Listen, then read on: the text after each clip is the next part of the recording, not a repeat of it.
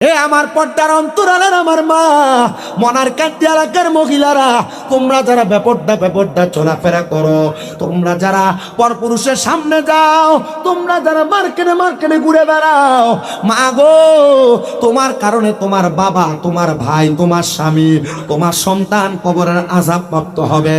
আল্লাহর নবী বলেন, একটা মহিলার কারণে 4 প্রকারের পুরুষ মানুষ দুর্যোগে যাবে। কোন বাবার মেয়ে যদি বেপর্দা চলে, একটা মেয়ের কারণে তার বাবা জাহান্নামে যাবে।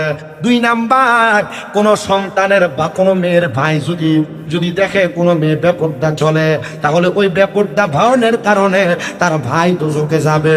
কোন স্ত্রী যদি বেপর্দা চলে, তাহলে ওই স্ত্রীর কারণে তার স্বামী দোজখে যাবে। আর কোন মা যদি বেপর্দা চলে, ওই মায়ের কারণে তার সন্তান দোজখে যাবে। আমি আপনাদের সবার কাছে আবদার জানাই, আপনারা আপনাদের মা, আপনাদের স্ত্রী, আপনাদের বোন, আপনাদের বউকে আপনারা একটু পর্দা করানোর চেষ্টা করবেন, নচেত আপনারা এদের কারণে নিজেরাই জাহান্নামের আগুনে জ্বলা লাগবে।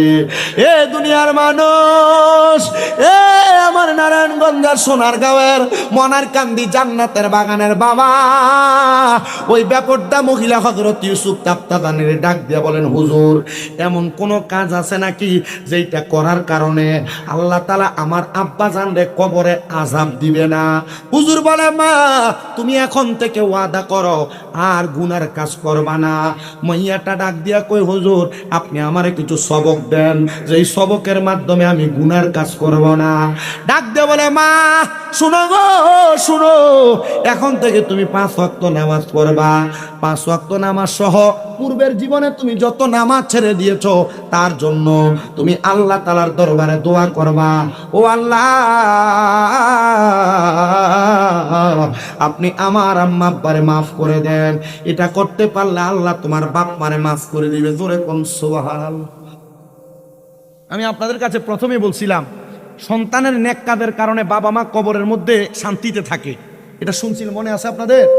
আর সন্তানের অপকর্মের কারণে বাবা মা কবরের ভিতরে শাস্তিপ্রাপ্ত হয়, আযাবপ্রাপ্ত হয়। তা আমরা এমন কোনো কাজ করব না যে কাজের কারণে আমাদের মা বাবা কবরে আযাবপ্রাপ্ত হবে, শাস্তি পাবে। আমরা এমন কাজ করব যে কাজের মাধ্যমে আমাদের মা বাবা কবরে শান্তি পাবে। দরকার আছে না? দরকার আছে না? ওই মেয়েটা বলে, হুজুর, আমার যে অপকর্মের কারণে আমার বাবা কবরে জ্বলতেছে, আপনি আমারে কিছু সবক দেন, যে সবকের কারণে আমার আব্বাজান কবরে আযাব থেকে মুক্তি পাবে। হুজুর বলেন, মা, তুমি এখন থেকে পর্দা করবা। কি করবা? 2 নাম্বার, পর্দা করার পর মা তুমি 5 ওয়াক্ত নামাজ পড়বা। কয় ওয়াক্ত? 3 নাম্বার, মা, তুমি নামাজ আদায় করার পর 5 ওয়াক্ত নামাজের পর তুমি গভীর রজনী 2টা তাহাজ্জুদের নামাজ পড়বা। সুবহানাল্লাহ বলেন। কিসের নামাজ? মেয়েটা বলেন, আমি 1 সপ্তাহ টানা তাহাজ্জুদ পড়লাম, কোন পরপুরুষের সামনে যাই নাই। আমি তাহাজ্জুদ পড়লাম, পরপুরুষের সামনে যাই নাই। আমি 5 ওয়াক্ত নামাজ পড়লাম। এবার আমি আমার আল্লাহ তাআলার কাছে দোয়া করলাম, আল্লাহ, আপনি আমার আব্বাজানকে মাফ করে দেন।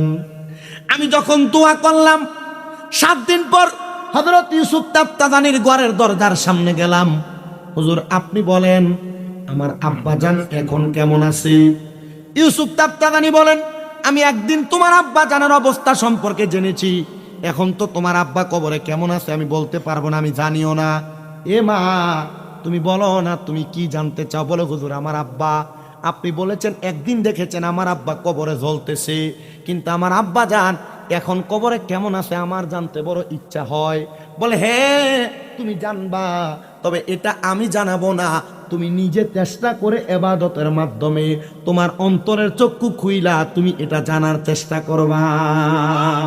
ওরে তরিকতের আমল করে কত বাই গেল উপরে গো, রাইখো আমায় সুনজরে আমার আমল নাই, হায়রে রাইখো আমায় সুনজরে আমার আমল নাই।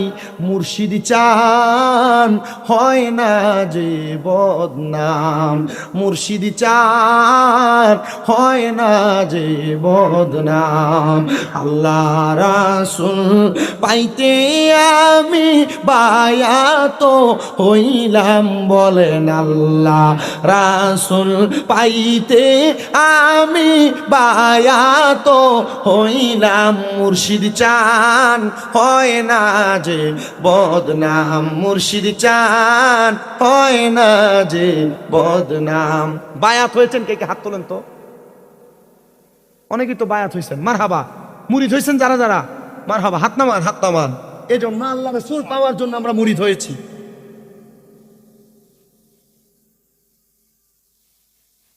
জিন্দাবাদ, মারহাবা পড়েন। তরিকতের একজন পাগল, এটা সক্রিয় এখন পাওয়া গেছে। মারহাবা কন্যা, আরো জোরে কন্যা মারহাবা। আল্লাহ কবুল করেন, আমাদেরকে তরিকত এবং আউলিয়া কারামের ছায়া তলে থাকার তৌফিক দান করেন, পড়েন আমিন। আমরা আল্লাহ এবং রসুলকে পাওয়ার জন্য ভক্কানি পীর মাশেকের হাত ধরেছি, ঠিক না? দেখো মুহাব্বতে আপনারা পড়েন, আল্লাহ রাসূল পাইতে আমরা বায়াত হইলাম, বলেন আল্লাহ রাসূল পাইতে আমরা বায়াত হইলাম। মুর্শিদ চান হয় না যে বদনাম, মুর্শিদ চান হয় না যে বদনাম। আরে তুমি যেদিন যাবে চলে আমার রাইখো সঙ্গেতে গো, তুমি যেদিন আমি যেদিন যাব চলে এই দুনিয়ার মায়া ছেড়ে গো, রাইখো আমায় সুনজরে আমার আমল নাই, হায়রে রাইখো আমায় সুনজরে আমার আমল নাই। মুর্শিদ চান হয় না যে বদনাম, মুর্শিদ চান হয় না যে বদনাম, বলেন আল্লাহ রাসূল পাইতে আমি বায়াত হইলাম, বলেন আল্লাহ রাসূল পাইতে আমরা মুরিদ হইলাম।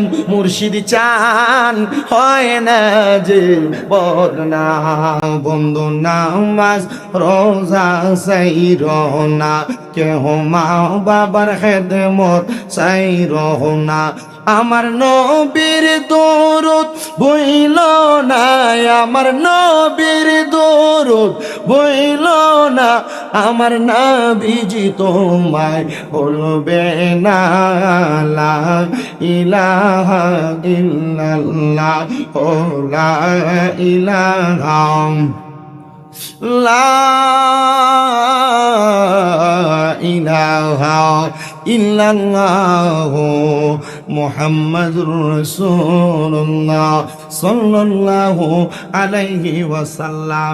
এ আমার এই মনের কান্দে গাউসুল আজম জামে মসজিদ এবং এলাকার যত আমার মুসলমান ইমানদারেরা এত সুন্দর করে পবিত্র ঈদে মিলাদুন নবী সাল্লাল্লাহু আলাইহি ওয়াসাল্লাম উপলক্ষে মনের কান্দে যুব সমাজের উদ্যোগে ৯তম বার্ষিক ওয়াজ দোয়ার মাহফিল যে এত সুন্দর করে সাজাইলেন।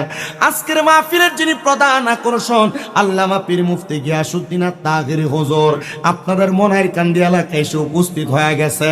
আমার পরপরই হুজুর মূল্যবান তাকরীর করবেন, কিন্তু আপনারা যারা এই জান্নাতের বাগানে বসে গেলেন, এখনো যারা রাস্তাঘাটে দোকানপাটে ঘোরাফেরা করতেছেন, আমি আপনাদের সবার কাছে আবদার করব, এই জান্নাতের বাগান হয়তো আপনার আমার জন্য জীবনের শেষ জান্নাতের বাগান।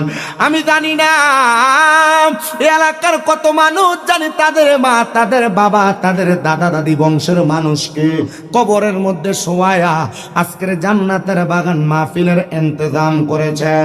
আল্লাহর নবীর তিরমিজি শরীফের একটা হাদিস শরীফ পড়ে দেখলাম, নবী আমার বলে, উম্মত, দুনিয়ার জমিনে কোনো মানুষের যখন মা, কোনো মানুষের যখন বাবা, তার আওলাদ বংশধর যখন ইন্তেকাল করে, আর ওই এলাকার মধ্যে যখন কোরআন সুন্নাহর কোনো বাগান সাজানো হয়, আমার আল্লাহ তাআলা ওই মানুষগুলার রুহগুলাকে কবর থেকে উন্মুক্ত করে ছেড়ে দেয়। আর কবরবাসী রুহগুলা ওই জান্নাতের বাগানের ডাইনে বামে সামনে পেছনে ঘুরতে থাকে। তারা ভিক্ষুক যেমন ভাবে ভিক্ষা চায়, কবরবাসী রুহগুলা তেমন ভাবে ভিক্ষা চায়। আর বলতে থাকে, আমার সন্তান আছো নাকি, আমার আত্মীয় স্বজন আছো নাকি, তোমরা আমার জন্য একটু প্রাণ ভরে দোয়া করবা। এ যুবক, এ আমার পর্দার অন্তরালের মা বোনেরা, এ আমার মনের কান্দি এলাকার মুরব্বী বাবারা, আপনাদের যাদের মা, যাদের বাবা, যাদের বংশের মানুষ কবরে, না জানি আজকে আপনাদের কাছে তারা হাত বাড়াইয়া দিছে, তাদের জন্য একটু খাস করে করে দোয়া করার জন্য। ও বাবা যান, আমি আপনাদের সবার কাছে একটা আবদার জানাই, জীবনের গুনাহ নিজেও মাফ করাইবেন, আপনার বংশের মানুষের জন্য মাফ করাইবেন। কিন্তু যদি আপনি মাফ না করাইতে পারেন, হয়তোবা আপনার বংশের মানুষ আপনার জন্য লানত প্রদান করবে। কবরবাসীরা যখন দুনিয়া থেকে কবরে ফিরা যাবে, ওই কবরে ফিরা যাওয়ার পরে তারা যায় দেখবে এক শ্রেণীর মানুষের কবরের মধ্যে আযাব নাই। তারা বলবে, আল্লাহ, আমার কবরের মধ্যে আযাব ছিল, এখন কেন আমার কবরে আযাব নাই? ডাক দিয়ে বলবে, রে কবরবাসীরা, এমন একটা সন্তান তুমি দুনিয়াতে রেখে আসছো, এমন একটা নাতি, এমন একটা আওলাদ ওয়ারিসদার তুমি রেখে আসছো, যেই ওয়ারিসদারটা তোমার জন্য কবরের মধ্যে দোয়া পাঠাইছে, তোমার জন্য মাগফিরাত কামনা করছে, এই জন্য তোমার কবরের আযাব মাফ করা হয়েছে। আরেক শ্রেণীর মানুষ কবরে যায় দেখবে তাদের কবরটার মধ্যে আযাব আগের চাইতে বেশি। ও আল্লাহ, আমার পাশের কবরের আযাব মাফ, কিন্তু আমার কবরের মধ্যে কেন এখন আযাব মাফ হয় নাই? তখন আমার আল্লাহর ফেরেশতারা বলবে, বান্দা, তুমি দুনিয়াতে এমন কোন নেককার ওয়ারিসদার রেখে আসো নাই, এমন কোন সন্তান রেখে আসো নাই যেই সন্তান তোমার জন্য দোয়া করবে, যেই সন্তান তোমার জন্য মাগফিরাত কামনা করবে। বন্ধু বান্ধব, সন্তান সন্ততি জানে না। এ যুবক ভাই, এ মুরব্বী বাবা, এ পর্দার অন্তরালের মা, একটাবার চিন্তা করে দেখো, যুবক, তোমার জীবনের গুনাহ যদি তোমার বাবা দেখতো, তোমার সন্তান বলে পরিচয় দিত না। এ দাড়ি পাকা মুরব্বী বাবা, আপনার জীবনের গুনাহ যদি আপনার স্ত্রী দেখতো, আপনার স্বামী বলে পরিচয় দিত না।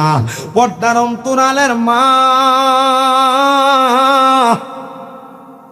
ও মা, তোমার জীবনের গুনাহ যদি তোমার সন্তানেরা দেখতো, ওই সন্তান তোমার মা বলে পরিচয় দিত না। আল্লাহ গো, তুমি আমাদের গুনাহগুলা গোপন করে রাখছো। আল্লাহ, গোপনে গোপনে আমাদের গুনাহগুলো মাফ করে দাও না। হ্যাঁ হ্যাঁ, আমার আল্লাহ তাআলা গোপনে গোপনে গুনাহ মাফ করবি। আল্লাহর কোন বান্দা যদি আমার আল্লাহকে মোহাব্বত নিয়ে ডাক দেয়, আমার আল্লাহ তাআলা ওই বান্দার জীবনের গুনাহ মাফ করে দেয়। আসেন না বাবা, আমরা জীবনের গুনাহগুলা মাফ করানোর জন্য মোহাব্বতের আওয়াজে আমার আল্লাহ তাআলার একটু ইসমে জাতের জিকিরে মশগুল হয়ে যায়। মোহাব্বতের আওয়াজে একটু আল্লাহ তাআলার জিকির করেন, আল্লাহ আল্লাহ আল্লাহ আল্লাহ আল্লাহ আল্লাহ আল্লাহ আল্লাহ। নবী চালা আপন কে গহনা, আই রে মোমেন ভাই, নবী চালা আপন কে গহনা, মারওয়া আল্লাহ আল্লাহ। নবী চালা আপন কে গহনা, আই রে মোমেন ভাই, নবী চালা আপন কে নাই মারহাবা আল্লাহ আল্লাহ নবী মাতৃ গর্বে আসিয়া পিতা হারা হইয়া এতিম রূপে নবী আসলেন এই দরায় রব্বি হাবলি উম্মতি কান্দেন দয়াল নবীজি এখন তো কান্দেন মদিনা হায়রে মুমিন বাঙালি নবী সারাই আমরা রাপন কে হো নাই মারওয়া আল্লাহ আল্লাহ নবী ছাড়া আপন কে হো না হায়রে মুমিন বাঙালি নবী সারাই আমরা রাপন কে হো নাই মারওয়া আল্লাহ আল্লাহ ইয়া রাব্বি হাবলি উম্মতি কান্দন দয়াল নবীজি এখন তো কান্দন মদিনায় মারহাবা আল্লাহ আল্লাহ উম্মতের লাগিয়া নবী সাজদায় আছেন পহরিয়া কান্দন সদা উম্মতের মায়া হায়রে মুমিন বাঙালি নবী সারাই আমরা রাপন কে হো নাই মারহাবা আল্লাহ আল্লাহ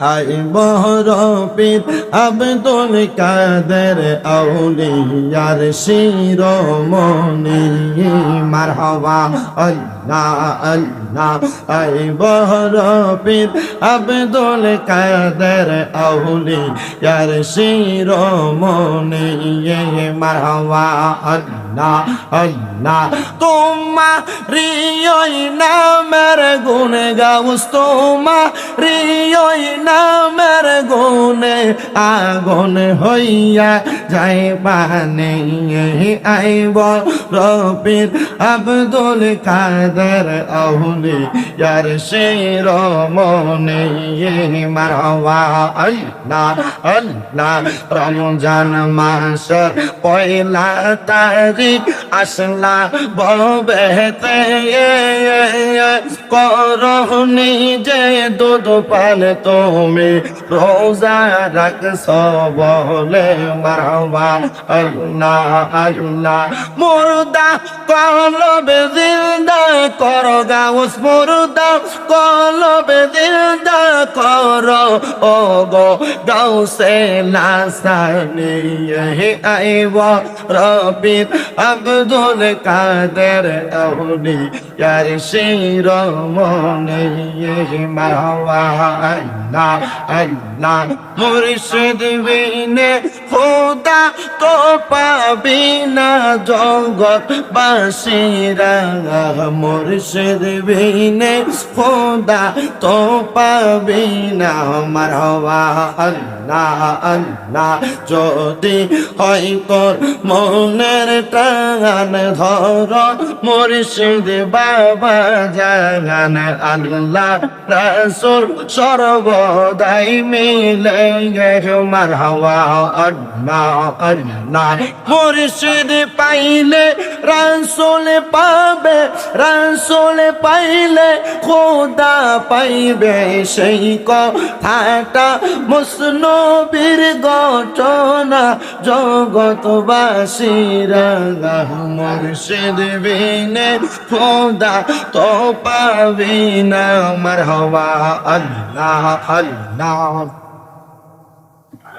আল্লাহ আল্লাহ লা ইলাহা ইল্লাল্লাহু মুহাম্মাদুর রাসূলুল্লাহ সাল্লাল্লাহু আলাইহি ওয়াসাল্লাম। আল্লাহুম্মা আমিন, আল্লাহুম্মা আমিন ইয়া রাব্বাল আলামিন। আসসালাতু ওয়াসসালামু আলা রাসূলিল কারীম। রব্বানা যালামনা আনফুসানা ওয়া ইল্লাম তাগফির লানা ওয়া তারহামনা লানাকুনান্না মিনাল খাসিরিন। মাবুদ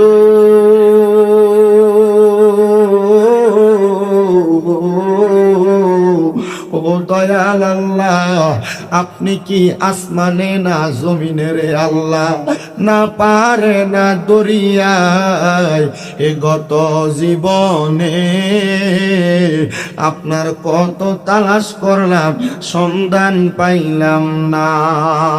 আল্লাহ বহু সন্ধানের পরে এই নারায়ণগঞ্জ জেলার অন্তর্গত সোনারগাঁ মনাইকান্দি গৌসুল আজম জামে মসজিদ প্রাঙ্গণে মহাপবিত্র ঈদে মিলাদুন নবী সাল্লাল্লাহু আলাইহি ওয়াসাল্লাম উদযাপন উপলক্ষে মনাইকান্দি যুব সমাজের উদ্যোগে ৯তম বাৎসরিক ওয়াজ ও দোয়ার মাহফিল সাজাইয়া আমার সঙ্গে এই এলাকার দাড়ি পাকা মুরব্বী বাবারা, যুবক নওজোয়ান ভাইয়েরা, ছোট্ট ছোট্ট মাসুম বাচ্চারা, বিশেষ করে পর্দার অন্তরালের আমার মা বোনেরা মুনাজাতের মধ্যে হাত বাড়াইছে। আল্লাহ, যার হাতটা তোমার দরবারে মায়া লাগে, পছন্দ হয়, ওই হাতের উসিলায় আমরা প্রত্যেকের জীবনের গুনাহ মাফ কইরা আমরা রেজবি গুনাহ মাসুম বান্দা বানায়া দাও। এরে আমার এই মনাইকান্দি এবং আশেপাশে এলাকার ভাই বাবারা গো, কিরে ভাই, মাইকের আওয়াজ আপনাদের কানে যায়নি রে ভাই, মুনাজাত হইতেছে রে ভাই, জানি না কার জন্য জানি আজকের মুনাজাতরা জীবনের শেষ মুনাজাত করে হাত বাড়াইছ। ও ভাই, তোমরার মতো কত ভাই বাবারা জানি অন্ধকার কবরে মুর্দা লাশ হইয়া শুইয়া রইছে, আজকের মুনাজাত তাদের নসিব হইছে না। বাইরা রে, যেই দিন মালাকুল মাউত আজরাইল তোমার সামনে চলে আসবে, মাপ চাওয়ার মতো কোনো সুযোগ তোমার থাকবে না। আমি গুনাহগার শামীম হোসেন দাদার সঙ্গে এই মনাইকান্দি গাউসুল আজম মসজিদ মাঠ প্রাঙ্গণে দুইটা হাত যদি বাড়াইয়া দিয়া আমার আল্লাহর কাছে আমিন আমিন করে কান্দ, আমাদের বিশ্বাস আছে রে আমার আল্লাহ কারো হাত খালি ফিরাইয়া দিবে না। এ আমার মনের কান্দি এবং আশেপাশে এলাকার মা বোনেরা গো, কি গো মা, মাইকের আওয়াজ আপনাদের কানে যায়নি গো মা, মুনাজাত হইতেছে গো মা, আমার আল্লাহর দরবারে আমিন আমিন কইরা আপনার ঘরের একটা কর্নারের মধ্যে নামাজের মুসল্লাটা বিছাইয়া দেন না দুইটা হাত বাড়াইয়া গো মা। আপনাদের মতো কত মা বোনেরা জানি এই নারায়ণগঞ্জের মেডিকেল হসপিটালে ভর্তি হইয়া অসুস্থ হইয়া রইছে, জানি না রে আল্লাহ কোন ভাই বাবা মা বোনেরা জানি অসুস্থ অবস্থায় বিছানার মধ্যে পড়া রইছে। ভাইরা বাবারা মা বোনেরা গো, আমার আল্লাহর দরবারে যদি দুইটা হাত বাড়াইয়া দেন, আমাদের বিশ্বাস আছে আমার আল্লাহ একটা হাতও খালি ফিরাইয়া দিবে না। মারা গো, আপনারা তো এই এলাকার নাইউরি না গো মা, একদিন আসছিলেন লাল রঙের বেনারসি শাড়ি পরিয়া, আর একদিন চলে যাইবেন সাদা মার্কিন কাপড় পরিয়া। আপনাদের মতো কত ভাই বাবা মা বোনেরা জানি অন্ধকার কবরে মুর্দা লাশ হইয়া হাসুইয়া রইছে। আল্লাহ, আমরা রে দুইটা হাত কপালে লাগার আগে আগে আপনি আমাদের প্রত্যেকের দোয়াগুলা কবুল মঞ্জুর করে আনেন। আজকের মুনাজাতের মধ্যে 3টা শ্রেণীর সন্তানেরা হাত বাড়াইছে। অনেক সন্তান আছে আল্লাহ যাদের দুনিয়ার জমিনের ভিতরে বাবা নাই, যেই বাবা রিক্সা চালাইয়া মাটি কাইটা মাথার গাম পায়ে ফালাইয়া নৌকা চালাইয়া সন্তানরে মানুষের মতো মানুষ করার জন্য আব্বা রক্তকে পানি বানাইছে, এমন আব্বা যাদের কবরের বাসিন্দা, আব্বার কবর জান্নাতের বাগান বানায়া দাও। ও আল্লাহ, কোন সন্তান জানি হাত বাড়াইছে, কার জানি জগতের মধ্যে মা নাই। আইরে মা, যেই মারে মা বইলা ডাক দিলে কলিজার আগুন ঠান্ডা হইয়া যায়, যেই মায়ের দিকে নেক নজরে তাকাইলে কবুল হজের সওয়াব হইয়া যায়। আল্লাহ, যাদের এমন মা দুঃখিনী কবরে, আমার কবর জান্নাতের বাগান বানিয়ে দাও। ও আল্লাহ, ফরিয়াদ তোমার দরবারে। অনেক সন্তানের হাত বাড়াইছে, মাও নাই বাবাও নাই, অন্ধকার কবরের বাসিন্দা, একবারে এতিম। আল্লাহ, তাদের আম্মা আব্বার কবর নাজাতের ফয়সালা করো। যাদের মা বাবা বেঁচে আছে, হায়াতে তৈয়বা নসিব করে দাও। অনেকের মা বাবা অসুস্থ, আল্লাহ পরিপূর্ণ সুস্থতার নিয়ামত দান করে দাও। বিশেষ করে আমার আম্মা যান আজকে 7 মাসের মতো অসুস্থ হইয়া পড়ে আছে। আল্লাহ, আমার আম্মা জানকে অসুস্থ অবস্থায় বিছানাতে দেখলে আমাদের বড় কষ্ট হয়। মাপ চাই আপনার দরবারে। জানি না আপনি আমার আম্মা জানলে অসুস্থ বানাইয়া আপনি আমাদের কোন ধৈর্যের পরীক্ষা নিতেছেন। আল্লাহ, আপনি আমার আম্মা জানকে পরিপূর্ণ সুস্থতার নিয়ামত নসিব করে দেন। ও আল্লাহ, ফরিয়াদ জানাই আপনার দরবারে। আজকের মাহফিলে যারা টাকা দিয়া, পয়সা দিয়া, শ্রম দিয়ে, বুদ্ধি দিয়ে, পরামর্শ দিয়ে, মাইক দিয়ে, লাইট দিয়ে, প্যান্ডেল দিয়ে, মিডিয়ার বায়ারা সহ সম্মানিত শ্রোতা মণ্ডলী, দূর দূরান্ত থেকে আগত মুসল্লিরা, আল্লাহ প্রত্যেকের খাস দোয়াগুলা কবুল মঞ্জুর করে নেয়। আল্লাহ, বিশেষ করে অনেক প্রবাসী ভাইয়েরা বিদেশ থেকে দোয়া চায়। আল্লাহ, আমার প্রবাসীদের দোয়াগুলা কবুল মঞ্জুর করে নেয়। মরণ দিবা দুঃখ নাই, আল্লাহ বেঈমান বানায় মরণ দিও না। মরণের আগে বারবার মক্কা মদিনা তাওয়াফ জিয়ারত নসিব করায়া আমাদের প্রত্যেকের আখিরি জবানে মধুর কালেমা পড়াইয়া দিয়েন, লা ইলাহা ইল্লাল্লাহু মুহাম্মাদুর রাসূলুল্লাহ সাল্লাল্লাহু আলাইহি ওয়াসাল্লাম। একটা জবানও কেউ বন্ধ রাখবেন না, জবানটা ছেড়ে দিয়ে মুহাব্বতের আওয়াজে পড়েন আলহামদুলিল্লাহ। আপনারা বলেন, এই মনাইর কান্দি এলাকায় এত সুন্দর একটি জান্নাতের বাগান সাজানো হয়েছে, আপনারা সবাই খুশি নাকি বেজার? মহান আল্লাহ জাল্লা শানুহু আজকে মনাইর কান্দি যুব সমাজের উদ্যোগে মনাইর কান্দি গৌসুল আজম জামে মসজিদ প্রাঙ্গণে 9তম ওয়াজ ও দোয়ার মাহফিলে আমাদেরকে আসার বসার তৌফিক দিয়েছেন। আজকের মাহফিলের যিনি সম্মানিত প্রধান উপদেষ্টা আলহাজ ডাক্তার মোহাম্মদ মুমতাজ উদ্দিন সাহেব, MBBS, CHD America, TSTD Thailand বিশেষজ্ঞ চিকিৎসক, মা ও শিশু স্বাস্থ্য জৈন রোগ। বিশেষ করে মাহফিলের প্রধান অতিথি আপনাদের কমার্স ব্যাংকের যিনি এক্সিকিউটিভ কমিটির চেয়ারম্যান আলহাজ মোহাম্মদ মহসিন মিয়া সাহেব, সম্মানিত বিশেষ মেহমান আলহাজ এমদাদ হোসেন সাহেব, মোহাম্মদ হজরত আলী সাহেব সহ মাহফিলের সম্মানিত সভাপতি আলহাজ আবু মোহাম্মদ সায়েম সাহেব, বিশেষ করে সম্মানিত সহসভাপতি বৃন্দ, আমন্ত্রিত মেহমান, তত্ত্বাবধায়ক, বিশেষ অতিথি উপদেষ্টা বৃন্দ, আমন্ত্রিত অতিথিবৃন্দ সহ মাহফিলের মাইকের আওয়াজ যত দূর পর্যন্ত যাচ্ছে, আমার দাড়ি পাকা মুরব্বী বাবা, যুবক নজওয়ান ভাইয়েরা, ছোট ছোট মাসুম বাচ্চা, পর্দার অন্তরালের মা ও বোনেরা, মহান আল্লাহ তাআলার দরবারে লাখো কোটি শুকরিয়া আদায় করে উচ্চ কণ্ঠে মুহাব্বতের আওয়াজে আমরা পড়ি আলহামদুলিল্লাহ। উপস্থিত হাজিরিন, এই জান্নাতের বাগান মাহফিল আমরা সবাই খুশি, কারণ এই জান্নাতের বাগান মাহফিলের উসিলায় আল্লাহ তাআলা এই এলাকার কবরবাসীর কবরের আযাবকে মাফ করে দিবেন, সুবহানাল্লাহ পড়েন। কিন্তু যারা বাড়ি ঘরে দোকানপাটে এখনো পর্যন্ত সময় ব্যয় করছে, তারা হয়তো চিন্তা করছে আমরা আমাদের দুনিয়ার ব্যতিব্যস্ততা শেষ করে আস্তে ধীরে আমরা মাহফিলে চলে যাব। তবে মনে রাখতে হবে, এই মাহফিল প্রতিদিন না। মনাইর কান্দিতে এই মাহফিল আল্লাহ তাআলা এত সুন্দর একটা ইন্তজাম যাদেরকে দিয়ে করিয়েছেন, যারা এই মাহফিলের সহযোগিতা করেছেন, তাদের নসিব বড় খুশনসিব, তাদের নসিব বড় ভালো যে তারা এমন একটা জান্নাতি কাজ, এমন একটা নাজাত প্রাপ্তদের অন্তর্ভুক্ত হওয়ার কাজ আল্লাহ তাআলা তাদেরকে দিয়ে করিয়েছেন। সবাই পড়ি আলহামদুলিল্লাহ। উপস্থিত হাজিরিন, আমাদেরকে মনে রাখতে হবে, এ জান্নাতের বাগান মাহফিল যারা করিয়েছেন তাদের মা বাবা বড় ভালো, মা বাবা বড় সৌভাগ্যবান, তাদের মা বাবা বড় ধন্য মা বাবা, তাদের মা বাবা বড় দামি মা বাবা। কারণ কি? কারণ তাদের মা বাবা তাদেরকে কোরআন সুন্নাহ ইসলাম ভিত্তিক এবং আহলে সুন্নাত ওয়াল জামাতের তরিকা মোতাবেক তাদেরকে কোরআন সুন্নাহর পথ দেখিয়েছেন বিদায় তারা এখন পর্যন্ত এই জান্নাতের বাগান মাহফিলের বয়ান শ্রবণ করানোর ব্যবস্থা করতে পেরেছেন।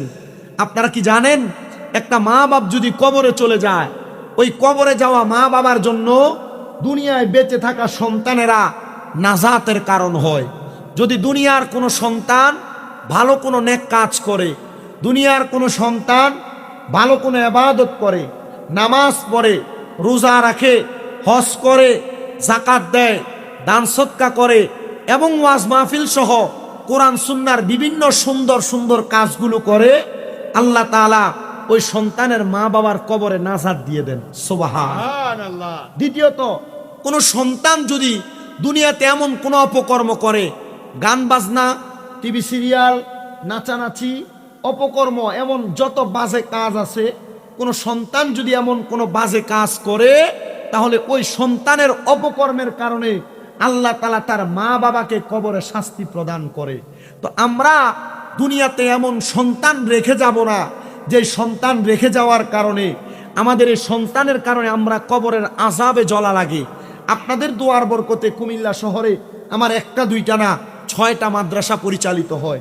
আমার প্রত্যেকটা মাদ্রাসার ছাত্রগুলা তাদের মা যখন আমাকে আমার কাছে দিয়ে গেছেন, তাদের মা এবং বাবাদের কথা ছিল, শামীম রাজা হুজুর ওয়াজে শুনেছি আপনি বলেছেন দুনিয়াতে এমন একটা সন্তান, যে সন্তান নামাজ পড়ে, জানাজার নামাজ আদায় করে সালাম ফিরানোর আগে আল্লাহ তাআলা তার মা বাবার জীবনের গুনাহ মাফ করে দেয়।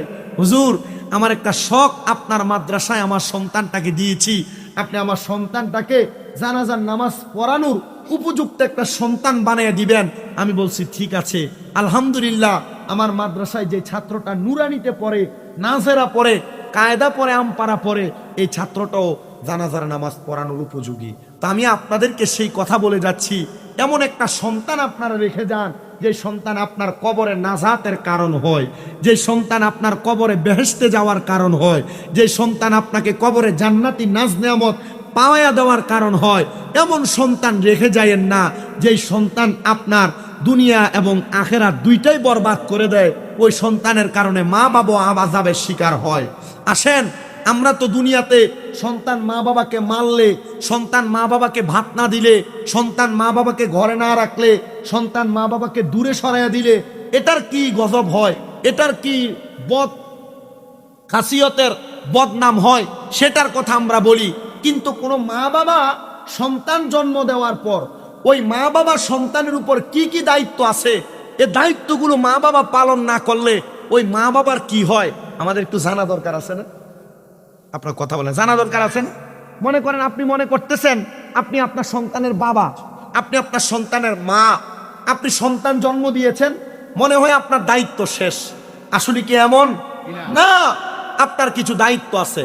আসেন, আল্লাহর নবী বুখারী শরীফ, মুসলিম শরীফ, ইবনে মাজাহ শরীফে যে হাদিস কোট করা এবং কি মিশকাতুল মাসাবিতে এই হাদিস কোট করা, এই হাদিস শরীফটা আমি আপনাদেরকে শোনাই, একটু মনোযোগ দিয়ে শুনবেন। আমার মুসলমান ইমামদাররাম, আল্লাহর নবী জানিয়ে দি উম্মত, দুনিয়ার জমিনের মধ্যে যখন কোনো মা বাবা কোনো সন্তান জন্ম দেয়, ওই সন্তান জন্ম দেওয়ার পরে একটা মা বাবার উপর একটা দুইটা না মোট 5টা দায়িত্ব থাকে, 5টা। সাহাবায়ে কেরাম বলে, ইয়া রাসূলুল্লাহ, ইয়া হাবিবাল্লাহ, নবী আপনার কাছে জানতে চাই, আপনি বলেন না একটা সন্তান জন্ম দেওয়ার পর ওই মা বাবার 5টা দায়িত্ব কি? নবী আমার বলেন, কোন মা বাবা সন্তান জন্ম দেওয়ার পর 1 নাম্বার দায়িত্ব হলো ওই সন্তানের কানের মধ্যে আযান দেওয়া। আপনারা জোরে বলেন, সন্তানের কানে কি দেওয়া? সন্তানের কানে আযান দিয়ে দেওয়া। 2 নাম্বার, আল্লাহর হাবিব মুহাম্মদ মুস্তাফা সাল্লাল্লাহু আলাইহি ওয়াসাল্লাম নবী আমার জানায়ে দেয় উম্মত, 2 নাম্বার কোন মা বাবা যখন তাদের সন্তান জন্ম দেয়, তাদের দ্বিতীয় দায়িত্ব হলো 7 দিনের মাথায় ওই সন্তানের মাথার চুলগুলা মুল দেওয়া, কামাইয়া দেওয়া। 3 নাম্বার দায়িত্ব, কোন সন্তান জন্ম দেওয়ার পর ওই সন্তানের মা বাবার দায়িত্ব হলো ওই সন্তানের 7 দিনের দিন তার নাম রাখা। আর 4 নাম্বার দায়িত্ব, ওই সন্তান জন্ম দেওয়ার পর মা বাবা যদি সামর্থ্যবান হয়, ছেলে সন্তান জন্ম দিলে ছেলে সন্তানের জন্য 2টা ছাগল কোরবানি করা, আকিকা দেওয়া। আর কন্যা সন্তান যদি হয়, কন্যা সন্তানের জন্য 1টা ছাগল আকিকা দেওয়া। এটা তার মা বাবার দায়িত্ব। ইয়া রাসূলুল্লাহ, ইয়া হাবিবাল্লাহ নবী, আপনার কাছে আমরা জানতে চাই, আপনি বলেন না ওই মা বাবার দায়িত্বটা কি এটার মধ্যে সীমাবদ্ধ? নবী আমার বলে না, যখন কোনো মা বাবা তাদের সন্তানের পক্ষ থেকে আকিকা দেয়, ওই আকিকার মাধ্যমে দম দেওয়ার কারণে রক্তগুলা যে প্রবাহিত হয়, ওই রক্ত প্রবাহিত হওয়ার মাধ্যমে আল্লাহ তাআলা ওই নবজাতক সন্তানকে রোগ মুক্তি দান করে পড়েন সুবহানাল্লাহ। এ আমার মনের কান্দির বাবা, আপনাদের সবার কাছে আমি একটা করজোরে আবদার জানাই, আপনাদের যাদের সন্তান জন্মগ্রহণ করেছে, আপনারা যারা এখনো পর্যন্ত সন্তানের আকিকা দেন নাই, আমি বলবো আপনারা মা বাবার দায়িত্ব হিসেবে আপনারা আপনাদের সন্তানের আকিকা প্রদান করে দিবেন। দেখবেন ছোট বাচ্চা জন্ম নিয়েছে, 2 দিন 5 দিন 7 দিন 1 মাস যায় নাই, প্রতি সপ্তাহে সপ্তাহে ডাক্তারের কাছে নিয়ে যায়। প্রতি সপ্তাহে ডাক্তার না দেখাইলে সন্তান মনে হয় অসুস্থ, মারা যাবে। ও বাবা, কোন মুসলমান যদি তাদের সন্তানের আকিকা আদায় করে, তাহলে ওই সন্তান রোগ থেকে হেফাজতে থাকে। তাহলে আমরা মা বাবা হিসেবে আমাদের দায়িত্ব, আমরা যেন আমাদের সন্তান জন্ম নেওয়ার পর ছেলে হলে 2টা ছাগল আর মেয়ে হলে 1টা ছাগল আমরা আকিকা প্রদান করি। ইয়া রাসূলুল্লাহ, ইয়া হাবিবাল্লাহ নবীজি, আপনার কাছে জানতে চাই, আপনি বলেন না আর কোন দায়িত্ব আছে? নবী আমার বলে 5 নাম্বার দায়িত্ব, কোন সন্তানকে মা বাবা জন্ম দেওয়ার পর ওই মা বাবার 5 নাম্বার দায়িত্ব হলো ওই সন্তানটাকে কোরআন শিক্ষা গ্রহণ করানো। এ বাবা, এই কোরআন এত দামি, এই কোরআন এত মর্যাদাওয়ালা, যদি কোনো মা বাবা তাদের সন্তানকে কোরআন না শিখায়, যদি কোনো মা বাবা তাদের সন্তানকে কোরআন শিক্ষা না দেয়, আল্লাহর নবীর তিরমিজি শরীফের হাদিসে মুবারাকা পড়ে দেখলাম, নবী আমার বলে উম্মত, ওই সন্তানটা কাল ময়দানে মাশরে যাওয়ার পর ফুলসিরাতের পুলটা যেমন একবারে চিকন হবে, ওই সন্তানের বাবাকে ফুলসিরাতের এই পার আর ওই পারের মধ্যে লম্বা করে শোয়া দেওয়া হবে। ওই বাবার হাতগুলা থাকবে এক পাশে আর পা গুলা থাকবে আরেক পাশে। তখন সন্তানকে বলা হবে, সন্তান তুমি কোরআন তেলাওয়াত করো। সন্তান বলবে, আমার আব্বা আমার আম্মা আমাকে কোরআনুল কারীম শিক্ষা দেয় নাই। তখন ওই সন্তান তার বাবার বুকের মধ্যে পাড়া দিয়া ফুলসিরাতটা পাড়ি দিবে, ফুলসিরাতটা পাড়ি দিবে। চিন্তা করে দেখেন মুসলমান ইমানদার, আপনার যে সন্তান আপনার গায়ের মধ্যে একবার পা লাগলে 2-3 বার সালাম করে, কিন্তু আপনি যদি আপনার সন্তানকে কোরআন না শিক্ষা দেন, ওই সন্তান আপনার বুকে পাড়া দিয়া ফুলসিরাত পার হবে। অনেকে চিন্তা করে, হুজুর আমার মা আমার আব্বা জান আমারে কোরআনুল কারীম শিখায় নাই, তাহলে আমি আমার মা বাবার বুকে পাড়া দিয়ে পার হয়ে যাব। না না না, কোন মানুষ উপযুক্ত বয়সের হওয়ার সাথে সাথে ওই মানুষ যদি কোরআনুল কারীম শিক্ষা গ্রহণ না করে, তাহলে ওই ব্যক্তিকে কোরআনুল কারীম না শিক্ষা গ্রহণ করার জন্য আল্লাহর দরবারে জবাবদিহিতা করা লাগবে। এ যুবক ভাই, এ মুরব্বী বাবা, এ পর্দার অন্তরালের মা বোনেরা, দুনিয়ার গান বাজনা মোবাইলের হেডফোন কানে লাগে কত সুন্দর শ্রবণ করেন, দুনিয়ার যত রকমের কাজকর্ম আছে আপনি সব কাজ করতেছেন, কিন্তু আল্লাহ তাআলার কোরআনুল কারীম আপনি সুন্দর করে পড়তেছেন না, মুখস্থ করতেছেন না। মনে রাখতে হবে, এটার কারণে আল্লাহর কাছে জবাবদিহিতা করা লাগবে। এ দাড়ি পাকা মুরব্বী বাবা, আমি আপনাদের কাছে করজোরে আবদার জানাই, যারা কোরআন পড়তে পারেন আলহামদুলিল্লাহ, কিন্তু যারা কোরআনুল কারীম পড়তে জানেন না, এটার কারণে আপনারা সবাই আল্লাহ তাআলার কোরআনকে মুহাব্বত করবেন, বুকে ধারণ করবেন। দেখবেন আমার আল্লাহ তাআলা এটার কারণে আপনাকে দুনিয়া এবং আখিরাতের মধ্যে নাজাত দান করে দিবে। পড়েন সুবহানাল্লাহ। আল্লাহুম্মা সাল্লি আলা সাইয়্যিদিনা মাওলানা ওয়া আলা আলি সাইয়্যিদিনা। মুহাব্বতে পড়েন আল্লাহুম্মা সাল্লি মাওলানা মুহাম্মাদ ওয়া আলা আলি সাইয়্যিদিনা। নবীজি আপনার ভালোবাসায় জীবনের গুনাহ ঝরে যায়। নবীজি আপনার ভালোবাসায় ওয়াইসালে করনে জুব্বা পায়। আল্লাহুম্মা সাল্লি, জোরে পড়ে না রে, মাও মুহাম্মাদ ওয়া আলা আলি সাইয়্যিদিনা। বলেন চোখেরই পলকে তুমি হতে পারো লাশ, চিরতরে বন্ধ হবে তোমারই নিঃশ্বাস। চোখেরই পলকে তুমি হতে পারো লাশ, চিরতরে বন্ধ হবে তোমারই নিঃশ্বাস। হবে এলান তোমারই নাম মসজিদের মাইকে, বলেন হবে এলান সবারই নাম মসজিদের মাইকে। বাড়িওয়ালা নাই রে বাড়ি নাই রে দুনিয়াতে, বাড়িওয়ালা নাই রে বাড়ি নাই রে দুনিয়াতে। বলেন বাড়ি গাড়ি মেল ফ্যাক্টরি টাকারও পাহাড়, বিলাসিতায় কেটেছে জনম কতই অহংকার। বাড়ি গাড়ি মেল ফ্যাক্টরি টাকারও পাহাড়, বিলাসিতায় কেটেছে জনম কতই অহংকার। দামি কাপড় ছেড়ে হবে, দামি কাপড় ছেড়ে হবে সাদা কাফনে পরিতে। বাড়িওয়ালা নাই রে বাড়ি নাই রে দুনিয়াতে, বাড়িওয়ালা নাই রে বাড়ি নাই রে দুনিয়াতে। তোমার ভয়ে থাকতো মানুষ ছিল বাহাদুরি, ভাবনি হাওয়ায় ওরা তুমি যে রঙিন ঘুরি। তোমার ভয়ে থাকতো মানুষ ছিল বাহাদুরি, ভাবনি হাওয়ায় ওরা তুমি যে রঙিন ঘুরি।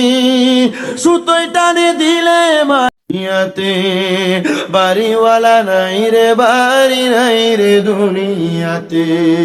চোখেরই পলকে তুমি হতে পারো লাশ, চিরতরে বন্ধ হবে তোমারই নিঃশ্বাস। হবে এলান তোমারই নাম মসজিদের মাইকে, বাড়িওয়ালা নাই রে বাড়ি নাই রে দুনিয়াতে। আমার সোনার গা মনের গান্ধির বাবারা, আপনারা বলেন মরণ কথা নাকি সত্য না মিথ্যা? আমরা সবাই একদিন মরতে হবে, এই বিশ্বাস কার কার আছে? ডান হাত তুলে আমার আল্লাহকে দেখায়, আর জবানটা খুলে একটা তাকবীর হবে। নারে তাকবীর। আওয়াজ দেখো আসতে হয়েছে, সন্দেহ আছে আপনাদের? সন্দেহ আছে মরার ব্যাপারে? তো মুহাব্বতের তাকবীর হবে। নারে তাকবীর, নারে রিসালাত। পবিত্র ঈদে মিলাদুন নবী মনের কান্দি গাউসুল আজম জামে মসজিদ হযরতুল আল্লামা পীর মুফতি গিয়াসউদ্দিন আত-তাহেরি সাহেবের আগমন। সবাই জোরে পড়ি মারহাবা। প্রধান আকর্ষণ চলে আসছেন, আমার ওয়াজ শেষ, হুজুর স্টেজে চলে আসবে। তবে আপনাদের কাছে আমার আবদার, আপনারা বলেন এই কোরআন হাদিস শিক্ষা গ্রহণ করলে যদি নাজাত পাওয়া যায়, আমরা সবাই এই কোরআন শিখার দরকার আছে না নাই? মা বাবা সন্তানকে নেক সন্তান বানাইয়া কবরে গেলে মা বাবা যদি নাজাত পায়, আমরা নিজেরা নাজাত পাওয়ার জন্য আমাদের ছেলে মেয়েকে কোরআন শিখানোর দরকার আছে না নাই? আমি আপনাদেরকে ছোট্ট একটা বাণী শুনিয়ে দেই, কারগুজারির জন্য এবং নিজের জীবনে শিক্ষা গ্রহণ করার জন্য আপনারা বাণীটা মনে রাখবেন।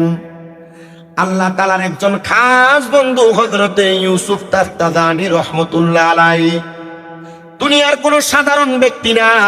হযরত ইউসুফ তাফতাজানী রহমাতুল্লাহ আলাইহি বলেন, হে দুনিয়ার মানুষের দলেরা, দুনিয়ার জমিনের মধ্যে থাকা অবস্থায় আমি ইউসুফ তাফতাজানী, আমি যখন ফজরের নামাজ আদায় করতাম, ফজরের নামাজ আদায় করে আমি ততক্ষণ পর্যন্ত নামাজের মুসল্লা থেকে উঠতাম না যতক্ষণ পর্যন্ত সূর্য উদয় না হইতো। সুবহানাল্লাহ বলেন। একটু মনোযোগ দেন। ইউসুফ তাফতাজানী রহমাতুল্লাহ আলাইহি তিনি বলেন, আমি ততক্ষণ পর্যন্ত নামাজের মুসল্লা থেকে উঠতাম না, কতক্ষণ? যতক্ষণ না সূর্য উদয় হইতো। হযরত ইউসুফ তাফতাজানী, আপনি সূর্য উদয় হওয়া পর্যন্ত নামাজের বিছানার মধ্যে আপনি কি করতেন? আমরা তো নামাজ আদায় করি, মুরগি যেভাবে ঠোকর দিয়ে দিয়ে আধার খাই, আমরা রুকু আর সিজদা এমন তাড়াতাড়ি করে করি।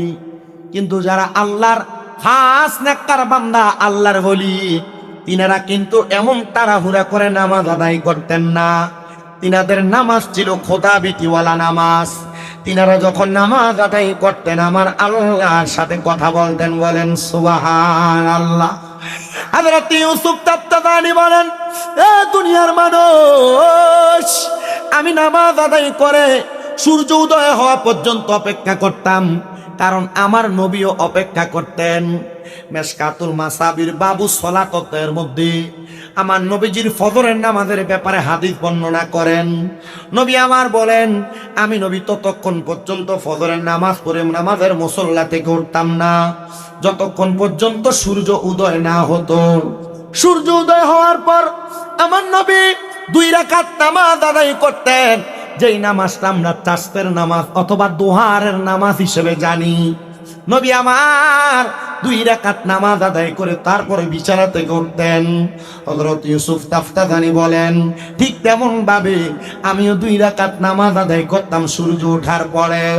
আমি 2 রাকাত নামাজ আদায় করে আল্লাহ তাআলার কাছে দোয়া করতাম আর ক্ষমা প্রার্থনা করতাম, আল্লাহ যেন সারাটা দিন আমাকে উত্তম রিজিক এবং হালাল ভাবে চলার তৌফিক দান করে। আর আমি ইউসুফ তাফতাজানীর দ্বারা যেন আমার দ্বারা কোনো মানুষের কষ্ট আর ক্ষতি না হয়। এ নারায়ণগঞ্জের সোনারগাঁওয়ের মনার কান্দি সুন্নি সমাবেশ ওয়াজ মাহফিলের বাবারা, বন্ধুরা, আমরা বাঙালি যারা, আমরা চিন্তা করি আমরা ঘর থেকে বের হব, তার পকেট থেকে আমরা 500-1000 টাকা মেরে আমরা নিজেরা পয়সাওয়ালা হব, আমরা সম্পদওয়ালা হব। আর যারা আল্লাহর নেককার বলি, নেককার বান্দা, তাদের এমন একটা খাসিয়ত ছিল, তারা নামাজ আদায় করে আল্লাহর দরবারে দোয়া করতেন, গো আল্লাহ, আমার দ্বারা যেন কোনো মানুষের ক্ষতি না হয়, আমার দ্বারা যেন কোনো মানুষ কষ্ট না পায়। ও বন্ধু, যেই বন্ধু আলীদের, যে আল্লাহর খাস বন্ধুদের এমন খাসিয়ত ছিল, বাংলাদেশে কিছুদিন আগে ওই আল্লাহর অলিদের মাজারের উপর হামলার আক্রমণ করা হয়েছিল। কিন্তু বাংলাদেশের সুশীল সমাজের কত মানুষ আছে, বাংলাদেশের মূর্তি বাংলায় কথা বলে, বাংলাদেশের বিভিন্ন জায়গায় নাচ গানে হামলা করলে কথা বলে, কিন্তু আল্লাহর অলিদের মাজারে হামলা করেছে ওই বিয়াদ্দবেরা কোনো কথা বলে নাই। তার মানে বোঝা যায় ডাল মে কুছ কালা হে, এটার ভিতরে কোনো লটর পটর আছে। এই জন্য আল্লাহর অলির মাজার ভাঙ্গা নিয়ে তারা কোনো কথা বলে নাই। মনে রাখতে হবে, গান বাজনার ভিতরে আঘাত আসলে, মিছিল মিটিং এ আঘাত আসলে যাদের গা জ্বলে, আর আল্লাহর অলির মাজারের মধ্যে আঘাত আসাতে বাগদাদের গা চলে নাই, এরা মুসলমান না, এরা মুনাফিক, এরা বেঈমান। আল্লাহর ওলিদের ব্যাপারে বাজে মন্তব্য করা, আল্লাহর ওলির মাজারের মধ্যে হামলা করা, আক্রমণ করা, এটা ভালো খাসিয়ত না, এটা বদ খাসিয়ত। কি খাসিয়ত? এটা বদ খাসিয়ত। কেমন বদ খাসিয়ত? ছোট বাচ্চারা যখন খেলা করে, আমাদের এদিকে এটাকে বালুবাতি খেলা বলে। বাচ্চারা বালু দিয়ে ঘর বানায়, বালু দিয়ে প্যাক দিয়ে দেখবেন ডেক বানায়, ডেকসি বানায় না? এই 10-15টা বাচ্চার মধ্যে একটা বাচ্চা থাকে খুব দুষ্ট, যে বাচ্চাটা যে মনে করেন 5 জনের খেলার মাঝখানে কিছু ধুলাবালি মেরা দেয় অথবা পাড়ায় এগুলা সব ভাঙ্গা দেয়, আছে না? এটারে কি বলেন আপনারা? দুষ্ট। এই বাংলাদেশের সোনার সংসার সাজাইছেন আল্লাহর ওলিরা, কথা বলে না কেন? হাজারা শাহজালাল ইয়ামিনী আইসা আমরার পরনের ধুতি খুললে আমরা লুঙ্গি পরাইছি, কথা বলে না কেন? নারায়ণগঞ্জে বড় বড় আল্লাহর ওলি নাই? ঢাকা শহরে বড় বড় আল্লাহর ওলি নাই? চট্টগ্রামে বড় বড় আল্লাহর ওলি নাই? সোনার বাংলাদেশের প্রত্যেকটা জেলায় জেলায় এক একজন করে আল্লাহর বড় কুতুব নাই? এই কুতুবরা বাংলাদেশকে সাজাইছে, ওই মাঝখান দিয়ে আইসা বাচ্চাদের খেলনারে পাড়াইয়া দিয়ে ভাঙ্গা দেয়, এটা বলে দুষ্ট। আর বাংলাদেশে আল্লাহর ওলিদেরকে 5 আগস্টের পরে যারা ওলিদের মাজার ভাঙছে, এরাও তেমন দুষ্ট, এরা বেঈমান, এরা নাফরমান, এরা মুসলমান হতে পারে না। আপনাদের কাছে করজোরে আবদার করি, আউলিয়া কেরামের দরবার কেউ ছাড়বেন না। আউলিয়া কেরামের দরবারে অনুসারী হবেন। আউলিয়া কেরামের দরবারে আপনাকে কোরআন সুন্নাহ মোতাবেক যে হক দিক দেখায়, আপনি সেগুলা মানবেন। কোরআন সুন্নাহর বহির্ভূত কোনো কাজ আমি বলবো হারাম। কোরআন সুন্নাহ বহির্ভূত কোনো কাজ করে আমি বলবো সেখান থেকে দূরে যান। যে আল্লাহর ওলির দরবারে কোরআন সুন্নাহ মোতাবেক আপনাকে চলার পথ দেখায়, আপনি সেভাবে চলবেন। রাজি আছেন না? নাই? কারণ এই এলাকার মসজিদের নাম গৌসুল আজম মসজিদ। মারহাবা পড়েন না? গৌসুল আজম কে জানেন? যিনি মায়ের গর্ভ থেকে ওলি হয়ে বের হয়েছেন।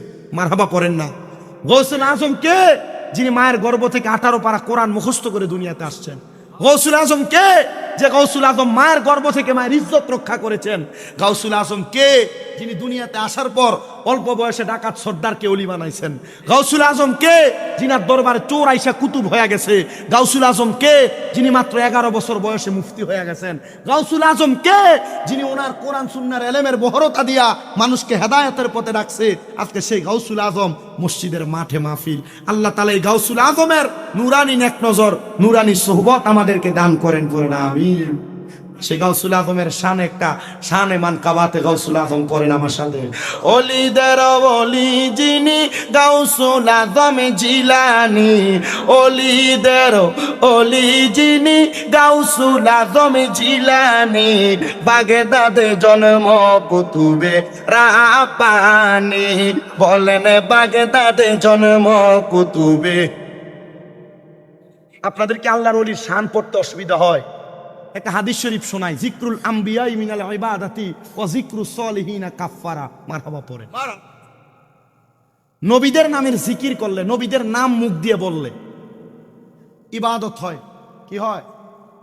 ওয়া জিক্রুস সলিহিনা কাফারা। আর ওলিদের নামের জিকির করলে, ওলিদের নাম মুখ দিয়ে বের করলে আগে যে গুনাহ করছেন এই গুনাহ মাফ হয়। আমরা তো গৌসুল আজম একজন আল্লাহর খাস ওলি, যিনি ওলিদেরও ওলি, তিনার শান পড়ছি। আল্লাহ আমাদের গুনাহ মাফ করবে মোহাব্বতে। ওলিদের ওলি যিনি গৌসুল আজম জিলানি, ওলিদের ওলি যিনি গৌসুল আজম জিলানি, বাগদাদে জন্ম কুতুবে রাব্বানি, বলেন বাগদাদে জন্ম কুতুবে নি, বলেন বংশ তোমার হাসান হোসাইনি, তুমি গাউসে মা ফাতেমার নয়নের মনি, বলেন বংশ তোমার হাসান হোসাইনি, তুমি গাউসে মা ফাতেমার নয়নের মনি, দয়ার নজর দাও গো আমায় ও গো গাউসে সামদানি, দয়ার নজর দাও গো আমায় ও গো গাউসে সামদানি, বাগদাদে জন্ম কুতুবে রাব্বানি, গাউসে বাগদাদে জন্ম কুতুবে রাব্বানি। বলেন অলিদের অলি যিনি গাউসুল আজম জিলানি, অলিদের অলি যিনি গাউসুল আজম জিলানি, বাগদাদে জন্ম কুতুবে রাব্বানি, গাউসে বাগদাদে জন্ম কুতুবে রাব্বানি। হায়রে তোমার কাঁধে নবীজির কদম, সব অলিদের কাঁধে তুমি গাউসের কদম। বলেন তোমার কাঁধে নবীজির কদম, সব অলিদের কাঁধে তুমি গাউসের কদম। মুর্দা কলব জিন্দা করো ও গো গাউসে সামদানি, মুর্দা কলব ও গো গাউসে সামদানি, বাগদাদে জন্ম কুতুবে রাব্বানি, গাউসে বাগদাদে জন্ম কুতুবে মুহাব্বতের আওয়াজে পড়ে নিয়া বলি আল্লাহ। আমার বাবাজিরা, আমি আপনাদেরকে যে আল্লাহর খাস নেককার বান্দার কথা আমি আপনাদেরকে শোনাইতেছিলাম, ওনার নাম হলো হযরতে ইউসুফ তাবতাদানী রহমাতুল্লাহ আলাইহি। তিনি বলেন, আমি প্রত্যেক দিন ফজরের নামাজ আদায় করার পরে নামাজের মুসল্লার মধ্যে বসে থাকতাম এবং নামাজের মুসল্লার মধ্য থেকে আমি সূর্য উদয় হওয়ার পরে 2 রাকাত নামাজ আদায় করতাম, দুহারের চাষের নামাজ। ওই নামাজ আদায় করে আমি আমার আল্লাহ তাআলার দরবারে দোয়া করতাম, আল্লাহ আমার দ্বারা যেন কোনো মানুষের ক্ষতি না হয়, আমার দ্বারা যেন কোনো মানুষের ক্ষতি না হয়। হযরত ইউসুফ তাবতাদানী বলে, ও দুনিয়ার মানুষ, প্রত্যেক দিনের নাই আমি বৃহস্পতিবার জুমার নামাজের আগের রাত্রবেলার আগের সকালবেলা আমি আমার আল্লাহ তাআলার দরবারে 2 রাকাত নামাজ আদায় করার জন্য ফজরের নামাজ পড়ে নামাজের মুসল্লার মধ্যে অপেক্ষা করতে লাগলাম। কিন্তু এমন টাইমে আমার চোখের মধ্যে বড় ঘুম ঘুম ভাব চলে আসছে। আমি নামাজের মুসল্লার মধ্যে সেজদাটা ফালায়া আমি ঘুমাইতে লাগলাম। হঠাৎ করে আমি দেখলাম আমার চোখের সামনে আল্লাহর একজন বান্দাকে দেখা যায়, যার নাভি থেকে মাথা পর্যন্ত বড় সুন্দর জামা কাপড় পোশাকওয়ালা, কিন্তু তার নাভি থেকে পায়ের পাতা পর্যন্ত আগুন ধাউ ধাউ করে জ্বলতেছে। আমি অবাক হয়ে গেলাম, কেমন একটা ব্যক্তি যার শরীরের অর্ধেক অংশ ভালো দেখা যায় আর অর্ধেক অংশ আগুন ধাউ ধাউ করে জ্বলতেছে। আমি তারা প্রশ্ন করলাম, এ আল্লাহর বান্দা, তুমি কেমন মানুষ গো? তোমার নাভি থেকে মাথার তালু পর্যন্ত বড় সুন্দর, বড় ভালো দেখা যায়, কিন্তু তোমার নাভি থেকে পায়ের তালু পর্যন্ত কেন জ্বলতেছে আর আগুন ধাউ ধাউ করতেছে? হযরত ইউসুফ তাবতাদানী বলে, ও দুনিয়ার মানুষ, আমি যখন তার প্রশ্ন করলাম, সে আমার উত্তর দেয়, এই ইউসুফ তাবতাদানী, এটার অন্য কোনো কারণ না, এটার কারণ হলো আমার একটা মেয়ে, যেই মেয়েটা জাহান্নামী মেয়ে, যেই মেয়েটা বেপরদা চলেছে, যেই মেয়েটার কারণে আমার অর্ধেক শরীর আগুনে জ্বলতেছে। ইউসুফ তাবতাদানী বলে, ও ভাই, তুমি বলো না তোমার বাড়ি কোন জায়গায়? বলে, যেই জায়গার মধ্যে তুমি নামাজ আদায় করো ওই জায়গা থেকে সামান্য পূর্ব অঞ্চলের মধ্যে নদীর কিনারার মধ্যে আমার বাড়ি। তুমি যদি পারো আমার জন্য একটু মাগফিরাত কামনা করাও, না জানি আমাদের সন্তানের মাগফিরাত কামনায় আমার জন্য আল্লাহ তাআলা কবরের আযাব মাফ করে দেয়। হযরত ইউসুফ তাবতাদানী বলেন, আমি খোঁজ করতে লাগলাম এমন কোন ব্যক্তি যার স্ত্রী ফালায়া 2টা কন্যা সন্তান ফালায়া ইন্তেকাল করেছে, নদীর কিনারার মধ্যে বাড়ি। হযরত ইউসুফ তাবতাদানী বলেন, আমি তালাশ করতে করতে পুরা নদীর কিনারা তালাশ করলাম। হঠাৎ করে দেখলাম একটা ঘর দেখা যায়, যেই ঘরটার দরজাটা একবারে বন্ধ করা। আমি ঘরের দরজার সামনে যে তালাশ করলাম, আসসালামু আলাইকুম ওয়া রাহমাতুল্লাহ, কেউ আমার সালামের জবাব দেয় না।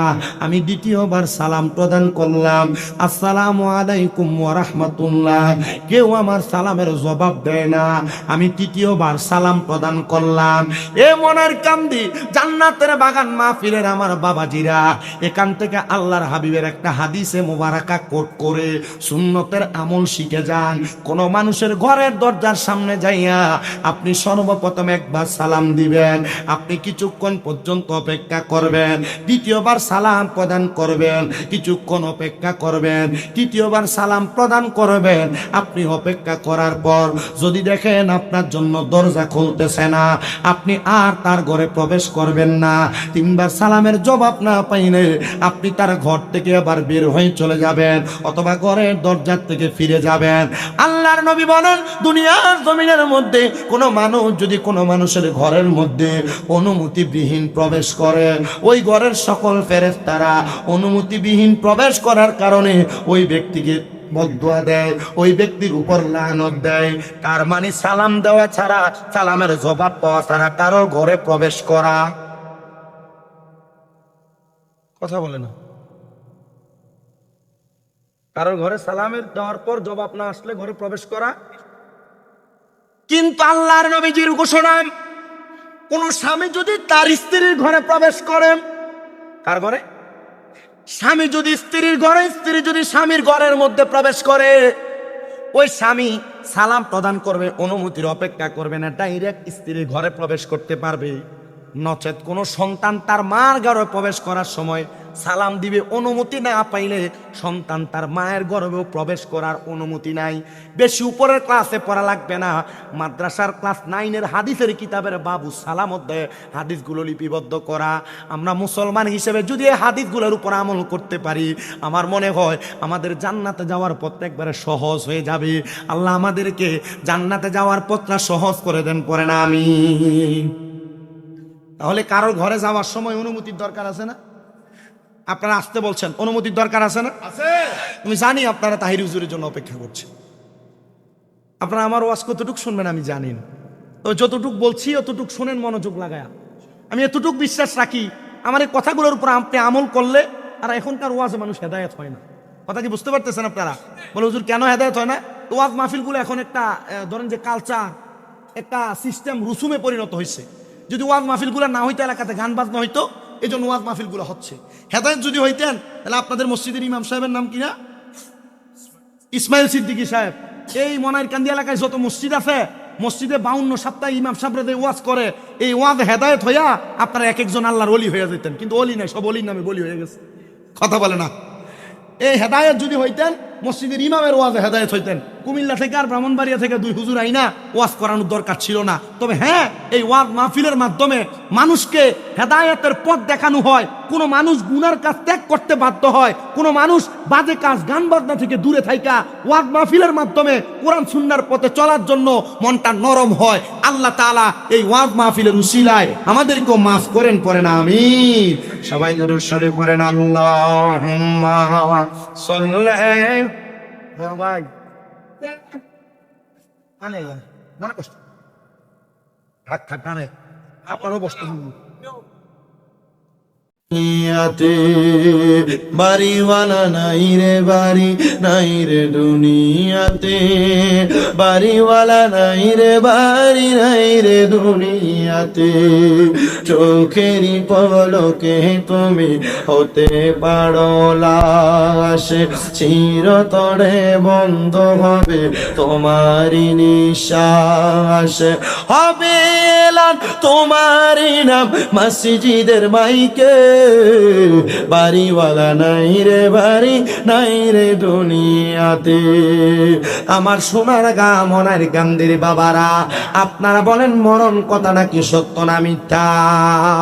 আমরা সবাই একদিন মরতে হবে, এই বিশ্বাস কার কার আছে? ডান হাত তুলে আমার আল্লাহকে দেখায়, আর জবানটা খুলে একটা তাকবীর হবে, নারে তাকবীর।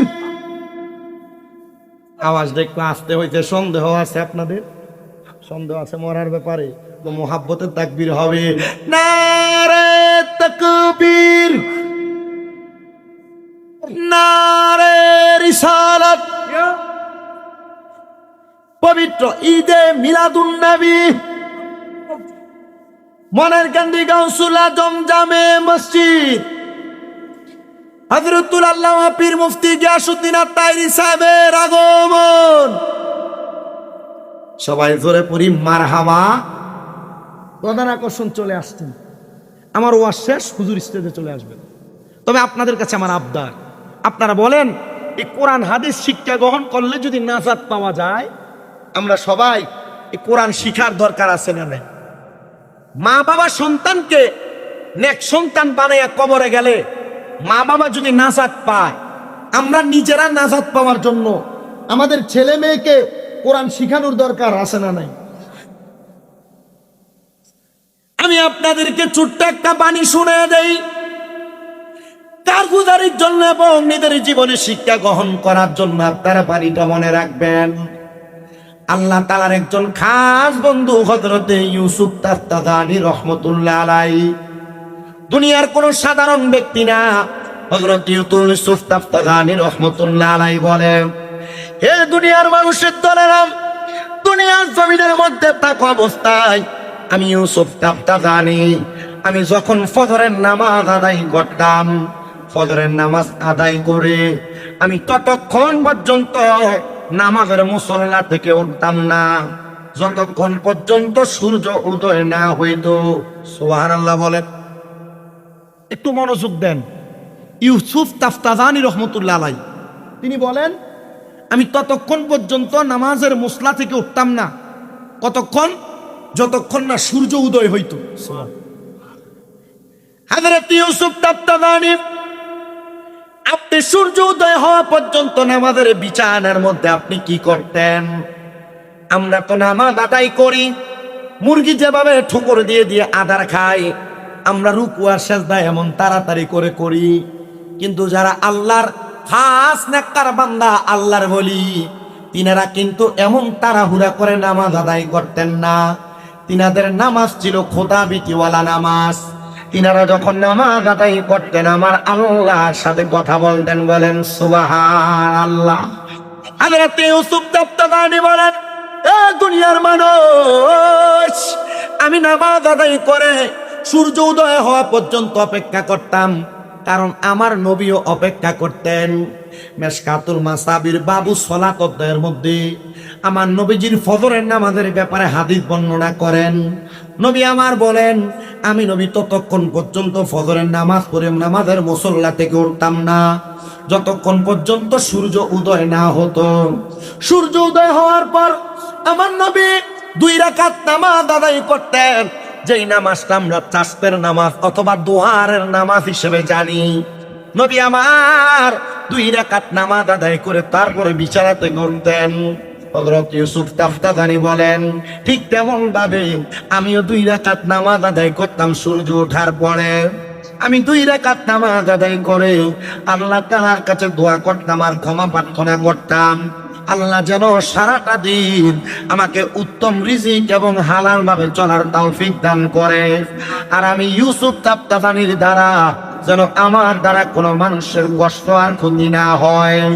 এ নারায়ণগঞ্জের সোনারগাঁওয়ের মনার কান্দি সুন্নি সমাবেশ ওয়াজ মাহফিলের বাবারা, বন্ধুরা, আমরা বাঙালি যারা, আমরা চিন্তা করি আমরা ঘর থেকে বের হব, কার পকেট থেকে আমরা 500-1000 টাকা মেরে আমরা নিজেরা পয়সাওয়ালা হব, আমরা সম্পদওয়ালা হব।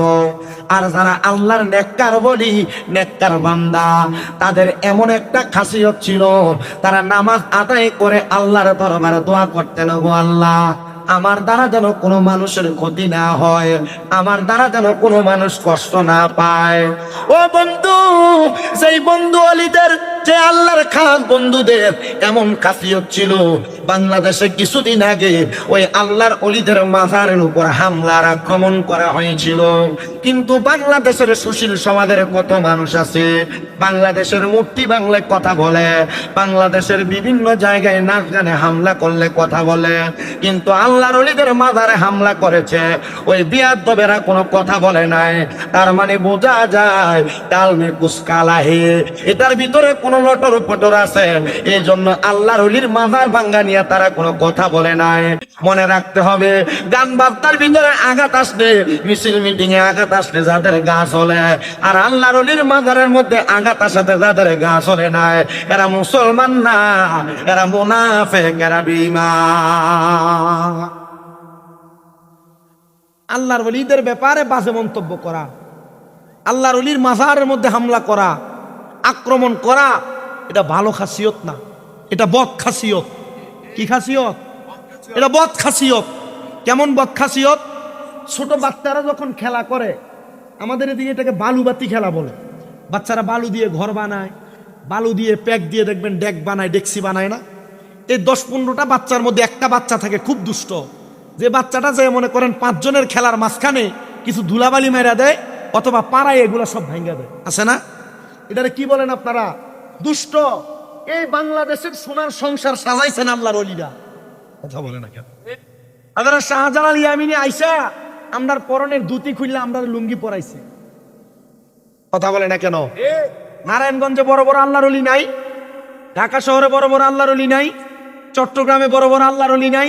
সোনার বাংলাদেশের প্রত্যেকটা জেলায় জেলায় এক একজন করে আল্লাহর বড় কুতুব নাই? এই কুতুবরা বাংলাদেশকে সাজাইছে, ওই মাঝখান দিয়ে আইসা বাচ্চাদের খেলনারে পাড়াইয়া দে ভাঙ্গা দেয়, এটা বলে দুষ্ট। আর বাংলাদেশে আল্লাহর ওলিদেরকে 5 আগস্টের পরে যারা ওলিদের মাজার ভাঙছে, এরাও তেমন দুষ্ট, এরা বেঈমান, এরা নাফরমান, এরা মুসলমান হতে পারে না। আপনাদের কাছে করজোড়ে আবদার করি, আউলিয়া কেরামের দরবার কেউ ছাড়বেন না। আউলিয়া কেরামের দরবারের অনুসারী হবেন। আউলিয়া কেরামের দরবারে আপনাকে কোরআন সুন্নাহ মোতাবেক যে হক দিক দেখায় আপনি সেগুলা মানবেন। কোরআন সুন্নাহর বহির্ভূত কোনো কাজ আমি বলবো হারাম। কোরআন সুন্নাহ বহির্ভূত কোনো কাজ করে আমি বলবো সেখান থেকে দূরে যান।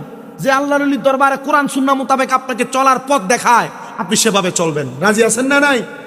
কারণ এই এলাকার মসজিদের নাম গৌসুল আজম মসজিদ। মারহাবা পড়েন না? গৌসুল আজম কে জানেন? যিনি মায়ের গর্ভ থেকে ওলি হয়ে বের হয়েছেন। মারহাবা পড়েন না? গৌসুল আজম কে? যিনি মায়ের গর্ভ থেকে 18 পারা কোরআন মুখস্থ করে দুনিয়াতে আসছেন। গৌসুল আজম কে? যে গৌসুল আজম মায়ের গর্ভ থেকে মায়ের ইজ্জত রক্ষা করেছেন। গৌসুল আজম কে? যিনি দুনিয়াতে আসার পর অল্প বয়সে ডাকাত সর্দারকে ওলি বানাইছেন। গৌসুল আজম কে? যিনার দরবারে চোর আইসা কুতুব হয়ে গেছে। গৌসুল আজম কে? যিনি মাত্র 11 বছর বয়সে মুফতি হয়ে গেছেন। গৌসুল আজম কে? যিনি ওনার কোরআন সুন্নাহর এলেমের বহরতা দিয়া মানুষকে হেদায়েতের পথে ডাকছে। আজকে সেই গৌসুল আজম মসজিদের মাঠে মাহফিল। আল্লাহ তাআলা এই গৌসুল আজমের নুরানি নেক নজর, নুরানি সোহবত আমাদেরকে দান করেন, বলেন আমিন। সে গাউসুল আজমের শান একটা শানে মানকাবাতে গাউসুল আজম পড়েন আমার সাথে। ওলিদের ওলি যিনি গাউসুল আজম জিলানী, ওলিদের ওলি যিনি গাউসুল আজম জিলানী, বাগদাদে জন্ম কুতুবে রাব্বানী, বলেন বাগদাদে জন্ম কুতুবে। আপনাদেরকে আল্লাহর ওলির শান পড়তে অসুবিধা হয়? একটা হাদিস শরীফ শোনাই, জিক্রুল আম্বিয়া মিনাল ইবাদাতি ওয়া জিক্রুস সলিহিনা কাফারা। মারহাবা পড়েন। নবীদের নামের জিকির করলে, নবীদের নাম মুখ দিয়ে বললে ইবাদত হয়। কি হয়? ওয়া জিক্রুস সলিহিনা কাফারা। আর ওলিদের নামের জিকির করলে, ওলিদের নাম মুখ দিয়ে বের করলে আগে যে গুনাহ করছেন এই গুনাহ মাফ হয়। আমরা তো গৌসুল আজম একজন আল্লাহর খাস ওলি, যিনি ওলিদেরও ওলি, তিনার শান পড়ছি। আল্লাহ আমাদের গুনাহ মাফ করবে মোহাব্বতে।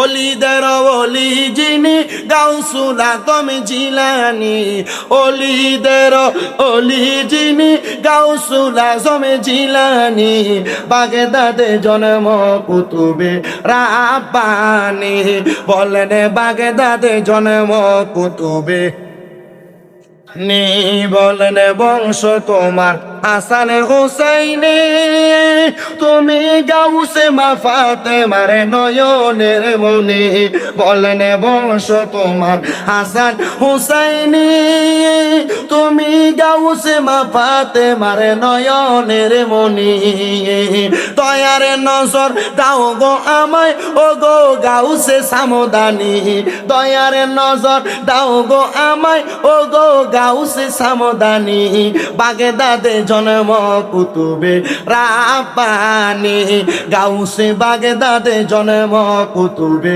রাব্বানী, বলেন ওলিদের ওলি যিনি গাউসুল আজম জিলানী, ওলিদের ওলি যিনি গাউসুল আজম জিলানী, বাগদাদে জন্ম কুতুবে রাব্বানী, গাউসে বাগদাদে জন্ম কুতুবে রাব্বানী, সামদানি, হায়রে তোমার কাঁধে নবীজির কদম, সব ওলিদের কাঁধে তুমি গাউসের কদম। বলেন তোমার কাঁধে নবীজির কদম, সব ওলিদের কাঁধে তুমি গাউসের কদম। মুর্দা কলব জিন্দা করো ও গো গাউসে সামদানি, মুর্দা কলব ও গো গাউসে সামদানি, বাগদাদে জন্ম কুতুবে রাব্বানি, গাউসে বাগদাদে জন্ম কুতুবে রাব। মোহাব্বতের আওয়াজে পড়ে নিয়া বলি আল্লাহ।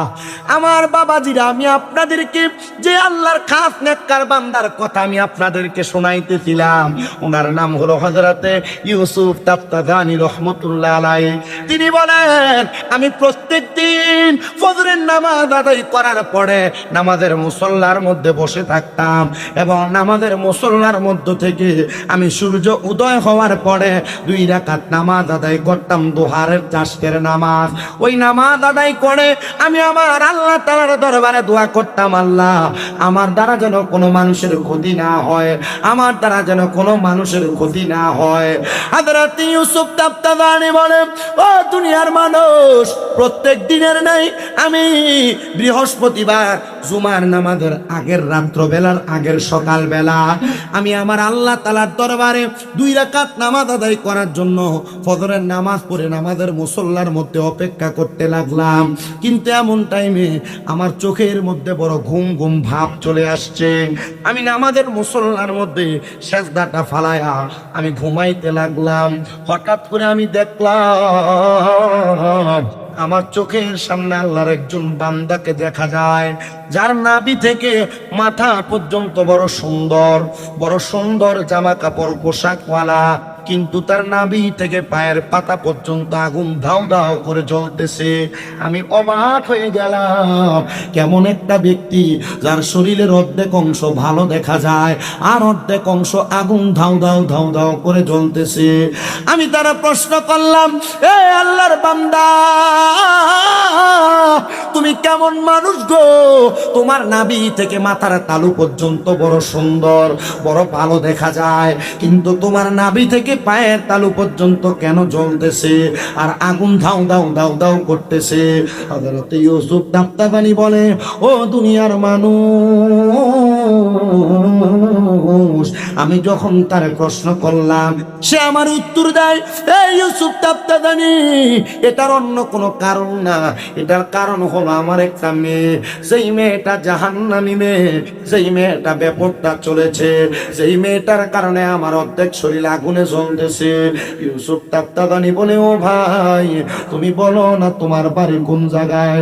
বলে, যেই জায়গার মধ্যে তুমি নামাজ আদায় করো ওই জায়গা থেকে সামান্য পূর্ব অঞ্চলের মধ্যে নদীর কিনারার মধ্যে আমার বাড়ি। তুমি যদি পারো আমার জন্য একটু মাগফিরাত কামনা করাও, না জানি আমাদের সন্তানের মাগফিরাত কামনায় আমার জন্য আল্লাহ তাআলা কবরের আযাব মাফ করে দেয়। হযরত ইউসুফ তাফতাদানি বলে, আমি খোঁজ করতে লাগলাম এমন কোন ব্যক্তি যার স্ত্রী ফালায়া 2টা কন্যা সন্তান ফালায়া ইন্তেকাল করেছে, নদীর কিনারার মধ্যে বাড়ি। হযরত ইউসুফ তাফতাদানি বলেন, আমি তালাশ করতে করতে পুরা নদীর কিনারা তালাশ করলাম। হঠাৎ করে দেখলাম একটা ঘর দেখা যায়, যেই ঘরটার দরজাটা একবারে বন্ধ করা। আমি ঘরের দরজার সামনে যে তালাশ করলাম, আসসালামু আলাইকুম ওয়া রাহমাতুল্লাহ, কেউ আমার সালামের জবাব দেয় না। আমি দ্বিতীয়বার সালাম প্রদান করলাম, আসসালামু আলাইকুম ওয়া রাহমাতুল্লাহ, কেউ আমার সালামের জবাব দেয় না। আমি তৃতীয়বার সালাম প্রদান করলাম।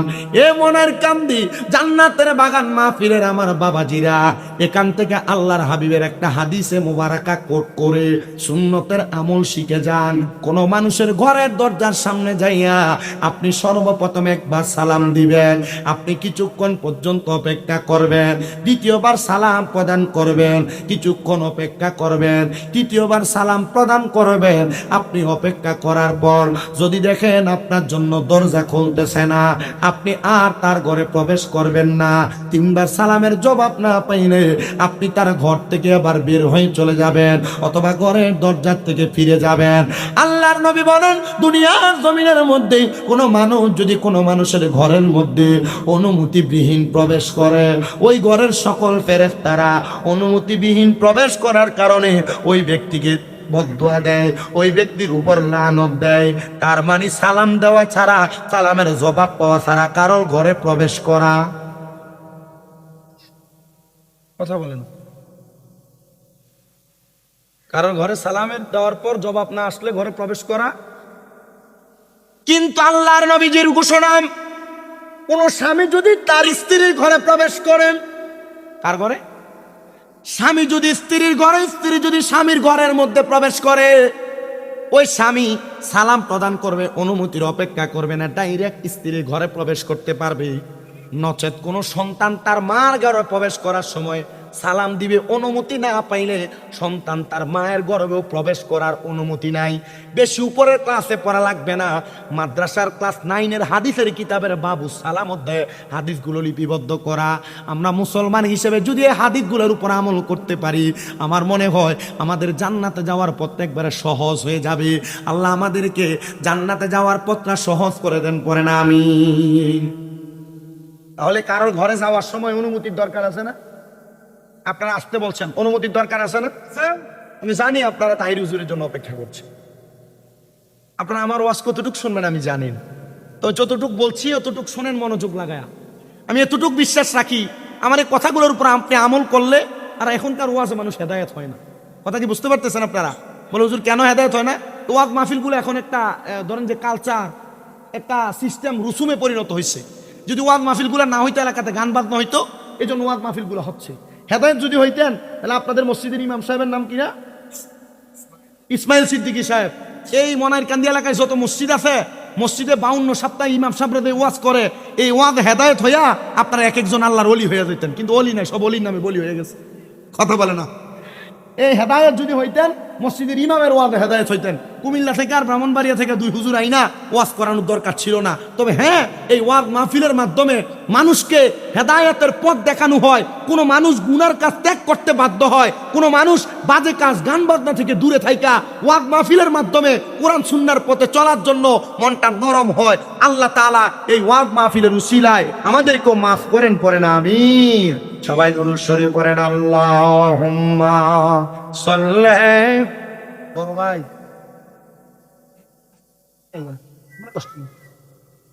থাক থাক না রে মা।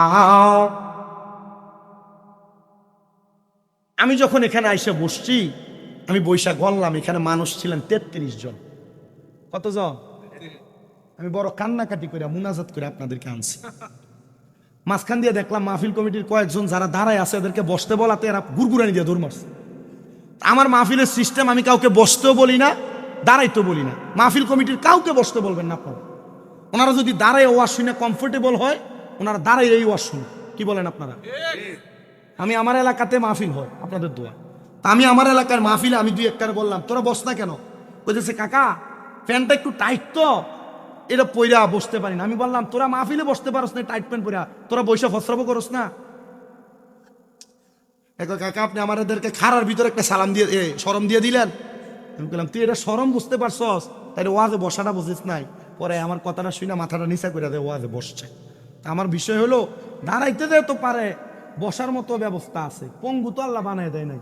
যাদেরকে আল্লাহ সামর্থ্য দিয়েছে তারা বসবে, যারা বসবে না ওনারা দাঁড়াই ওয়াজ শুনুক, ওয়াজটা শুনুক কোন রকম। কি বলেন আপনারা? ওয়াজটা শোনার দরকার আছে না? তবে আব্বাজি ওয়াজ শুনতেছেন, ওয়াজ কামে লাগাইয়েন। বাবির ঘরে ঢুকার সময় সালাম না দিয়ে ধপ্পর করে ঢুকে যাবেন, এটা কিন্তু ওয়াজ না। এই ওয়াজে কাজে লাগাইতে হইলে কারোর ঘরে যখন এই মনের কান্দির মানুষ ভবিষ্যতে প্রবেশ করবে, সালাম দিয়া প্রবেশ করবে না সালাম ছাড়া। কথা বলে না, সালাম দিয়া না সালাম ছাড়া। সালাম দিয়া যদি প্রবেশ করেন তাহলে বোঝা যাবে যে না ওয়াজ কাজে লাগছে, আর নাইলে মনে করবেন যে না ওয়াজ এখানে আসিল এখানে রাইখা গেছে। কথা বলেন ঠিক কিনা? কিন্তু আরেকটা অসুবিধা আছে, ঘরে যদি আজকে যে সালাম দেন, মহিলা মানুষদের একটু টেট না, টিকটক আর শর্ট ভিডিও দেখে এখন মাথাটা একটু চালাক হয়ে গেছে গা, এরা খুব বুদ্ধিমান হয়েছে। আজকে যদি সালাম দেন আসসালামু আলাইকুম ওয়া রাহমাতুল্লাহ, কইব কোন দিক দিয়ে সান উঠছে, এতদিন তো দেন না, আজকে কেমনি দিলে? কথা বলে না কেন? এমন ভাবে টিস্কারি করা কবিরা গুনাহ। এমন ভাবে টিটকারি করা কি গুনাহ?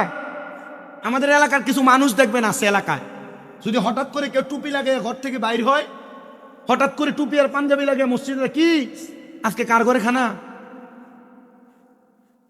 এমন পিস্কারি করা আছে না, এমন অনেক, এমন মস্কারি করে এমন অনেক আছে না, এমন ভাবে মস্কারি করা কবিরা গুনাহ। কি গুনাহ? বেশি উপরে ক্লাসের হাদিস পড়তেছি না হুজুর, মেসকাতুল মাসাবিতে এই হাদিসগুলো আছে, আলিম ক্লাসে এই হাদিসগুলো আমাদের উস্তাদরা পড়াইছেন। মারহাবা পড়েন।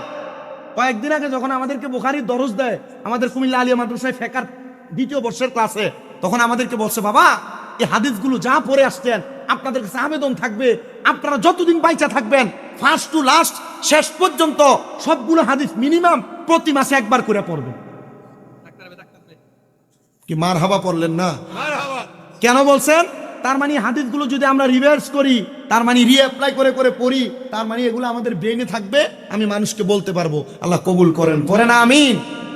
আমি আপনাদেরকে যে কথা বলতেছিলাম, হযরত ইউসুফ তাবতাবানী ঘরের দরজার মধ্যে একবার সালাম দিলেন, কিন্তু তার সালামের জবাব পেলেন না। দ্বিতীয়বার সালাম দিলেন, তার সালামের জবাব পেলেন না।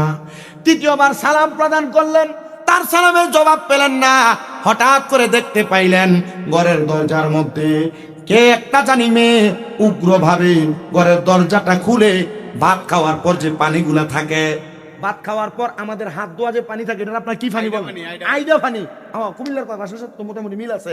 ভাত খাওয়ার পর যে আইডা পানি আছে, ওই আইডা পানি একটা বোলের মধ্যে করে হযরত ইউসুফ তাবতাবানী বলে, ওই মেয়েটা আমার শরীরের মধ্যে এভাবে ফিক্কা মারছেন, এভাবে মেলা মারছেন। আমি চিন্তা করলাম কে সেই মেয়ে। আমি 3বার সালাম দিলাম, সালাম দেওয়ার পর জবাব দেওয়া ওয়াজিব। ঘরের মধ্য থেকে জবাব তো দেয় নাই, ডাইরেক্ট আমার গায়ের মধ্যে পানি ফিক্কা মারছেন। আমি জিজ্ঞাসা করলাম, এ মেয়ে, আমি তোমাকে 3বার সালাম দিলাম, তুমি আমার সালামের জবাব দেওয়ার প্রয়োজন ছিল, তুমি আমার সালামের জবাব দাও নাই, কিন্তু তুমি আমার গায়ের মধ্যে নোংরা পানিগুলো ফেলে দিলা, কারণটা কি? মেয়েটা ডাক দিয়ে বলেন, আপনি কে? আপনাকে চিনি না, আমি আপনার সালামের জবাব কেন দিব? এমন টাইমে আরেকটা মেয়ে বোরকা পরা নেকাব পরা বের হয়ে আইসা বলতেছে, হুজুর আল্লাহর ওয়াস্তে ক্ষমা করবেন, আমার এই বোনটা একটু উগ্র স্বভাবের, এই বোনের চরিত্রে একটু সমস্যা, আপনি রাগ করবেন না, আপনি আমাদেরকে বদদোয়া দিবেন না। হুজুর ডাক দিয়ে বলেন, মা, আমি এখন বুঝতে পারলাম তোমার আব্বা জান কবরে কেন আযাবের শিকার। উনি স্বপ্ন দেখছেন কি? ওনার আব্বার শরীরের অর্ধেক জ্বলতেছে আর অর্ধেক ভালো। আর ঘরের দরজা আসার পর 3বার সালাম দেওয়ার পর ঘর দরজা খুলে সালামের জবাব দেওয়ার কথা, সালামের জবাব দেওয়ার কথা, কিন্তু জবাব না দিয়ে কি মারছেন? আইডা ফানি মেলা মারছেন। আল্লাহর ওলি হযরত ইউসুফ তাবতাবানী বলেন, আমি এখন বুঝতে পারছি কেন তোমার বাবার কবরের মধ্যে আযাব হচ্ছে। 2টা মেয়ে বড় হতবিলম্ব হইয়া হতবাক হয়ে তাকিয়ে রইলেন। হুজুর কি বললেন? আমার আব্বাজান তো এখন মারা যান নাই, আমার আব্বাজান তো আরো অনেক আগে ইন্তেকাল করেছেন, আপনি বলতেছেন আমার আব্বাকে নাকি আপনি দেখেছেন কবরে জ্বলতেছে, কারণটা কি? আপনারা বলেন, আল্লাহর যারা খাস বান্দা, আল্লাহর যারা নেককার ওলি, আল্লাহর যারা বন্ধু, ওনাদের এমন অদৃশ্য খবর দেখার ক্ষমতা দিয়েছেন একজন, তিনি কি? আল্লাহ। আল্লাহর নাম নিতে কষ্ট হচ্ছে, মুহাব্বতে বলেন তিনি কে? হযরত ইউসুফ তাবতাবানী বলে, হ্যাঁ মা, আমি দেখেছি তোমার আব্বা জান কবরে জ্বলতেছে, এটার কারণ একমাত্র তুমি। ও হুজুর, আমি কোনোদিন আমার আব্বাকে দেখি নাই, হুজুর আমি কোনোদিন আমার আব্বা জানের সেবা যত্ন করতে পারি নাই। আমার আব্বা জান আমাকে জন্ম দেওয়ার পর আমার আব্বা জান ইন্তেকাল করেছেন। হুজুর আমার আব্বা নাকি আমার জন্য কবরের আযাবে জ্বলতেছে, কারণ কি আপনি বলেন? বলে, মা, আমি তোমার সঙ্গে এবং তোমার বোনের সঙ্গে কথা বলতে চাই না, তোমাদের জন্মদাত্রী মা যিনি, তিনাকে ডাক দাও, আমি তিনার সঙ্গে একটু কথা বলবো। পর্দার আড়াল থেকে সালাম দিচ্ছে, আসসালামু আলাইকুম ওয়া রাহমাতুল্লাহ। হুজুর আমি তাদের মা, তাদের ব্যবহারে আপনি কষ্ট পাবেন না। হয়তো আপনি বদদোয়া দিতেছেন, এই বদদোয়ার কারণে আল্লাহ তাআলা আমার স্বামীকে কবরে আযাব দিবে। হযরত ইউসুফ তাবতাদানি বলে, মা শোনেন মা, আপনার দুইটা মেয়ের মধ্য থেকে যেই কোনো একটা মেয়ের অপকর্মের কারণে আল্লাহ তাআলা আপনার স্বামীকে কবরে আযাব দিতেছে গো মা। আপনি বলেন না আপনার কোন মেয়েটা এমন ভাবে চলাফেরা করে যার কারণে আপনার স্বামীর কবরে আযাব? উনি বলে, হুজুর আমার আল্লাহ তাআলা আমার গর্ভের মধ্য থেকে দুইটা সন্তান গর্ভপাত করাইছেন। এর মধ্যে আমার একটা কন্যা সন্তান কোরআনে হাফেজা, একটা মেয়ে কোরআন মুখস্থ করেছে। হুজুর আরেকটা মেয়ে এমন ভাবে চলাফেরা করে যার পর্দা পশিদার কোনো ঠিক নাই, সে কোনোদিন নামাজ পড়ে না, সে পুলগুলা ছেড়ে দিয়ে দিয়ে রাস্তায় রাস্তায় হাঁটে, সে পরপুরুষের সঙ্গে মোলাকাত করে, সে পরপুরুষের সঙ্গে কথা বলে। হুজুর এই জন্য হয়তো আমার আল্লাহ তাআলা আমার স্বামীকে কবরে আযাব দিতেছে। ওই ব্যাপারটা মাইয়াটা ডাক দিয়া কয়, হুজুর আপনার কাছে আমি ফরিয়াদ জানাই গো হুজুর, আমার আব্বারে আমি আমার জন্মের পরে কোনোদিন দেখি নাই। হুজুর আমার আব্বা বুঝি আমার বেপরদা চলাফেরা করার কারণে কবরের আযাবে জ্বলতেছে।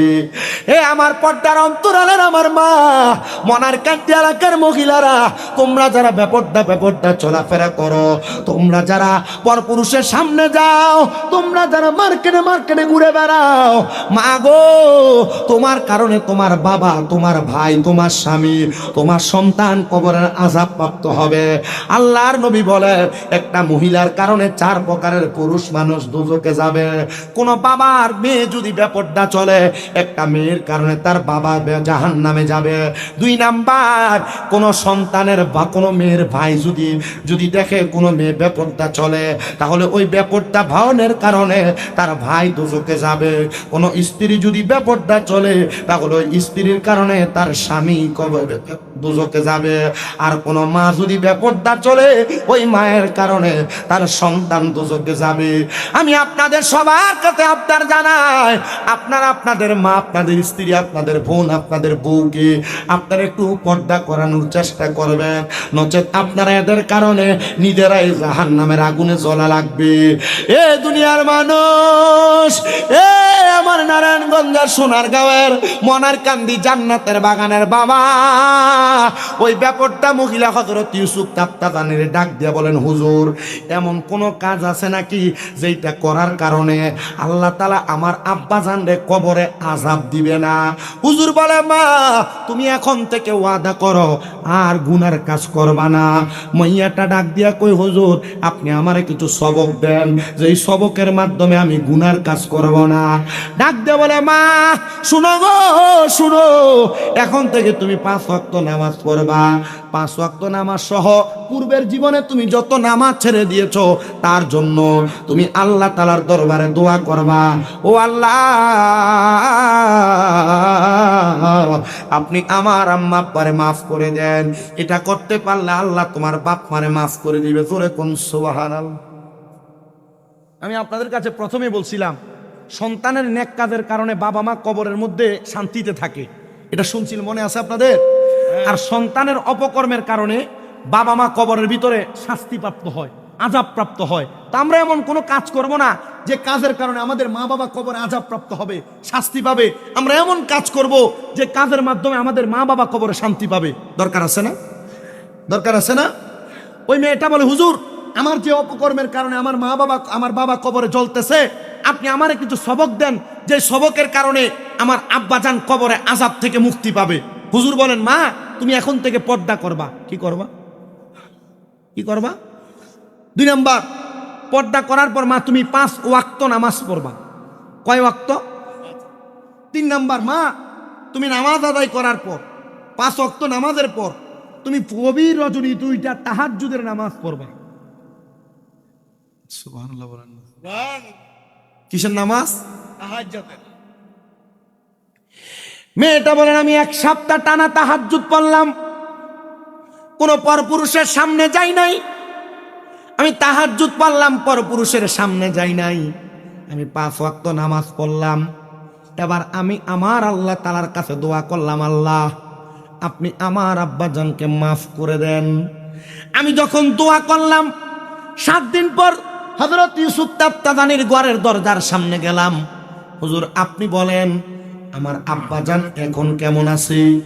ইউসুফ তাফতাদানি বলেন, আমি একদিন তোমার আব্বাজানের অবস্থা সম্পর্কে জেনেছি, এখন তো তোমার আব্বা কবরে কেমন আছে আমি বলতে পারবো না, আমি জানিও না। এ মা, তুমি বলো না তুমি কি জানতে চাও? বলো হুজুর আমার আব্বা, আপনি বলেছেন একদিন দেখেছেন আমার আব্বা কবরে জ্বলতেছে, কিন্তু আমার আব্বা জান এখন কবরে কেমন আছে আমার জানতে বড় ইচ্ছা হয়। বলে হ্যাঁ তুমি জানবা, তবে এটা আমি জানাবো না, তুমি নিজে চেষ্টা করে ইবাদতের মাধ্যমে তোমার অন্তরের চক্ষু খুইলা তুমি এটা জানার চেষ্টা করবা। ওরে তরিকতের আমল করে কত বাই গেল উপরে গো, রাইখো আমায় সুনজরে আমার আমল নাই, হায়রে রাইখো আমায় সুনজরে আমার আমল নাই। মুর্শিদ চান হয় না যে বদনাম, মুর্শিদ চান হয় না যে বদনাম। আল্লাহ রাসূল পাইতে আমি বায়াত হইলাম, বলেন আল্লাহ রাসূল পাইতে আমি বায়াত হইলাম। মুর্শিদ চান হয় না যে বদনাম, মুর্শিদ চান হয় না যে বদনাম। বায়াত হয়েছেন কে কে? হাত তোলেন তো। অনেকেই তো বায়াত হয়েছেন, মারহাবা। মুরিদ হয়েছেন যারা যারা, মারহাবা, হাত নামান, হাত নামান। এই জন্য আল্লাহ রসুল পাওয়ার জন্য আমরা মুরিদ হয়েছি।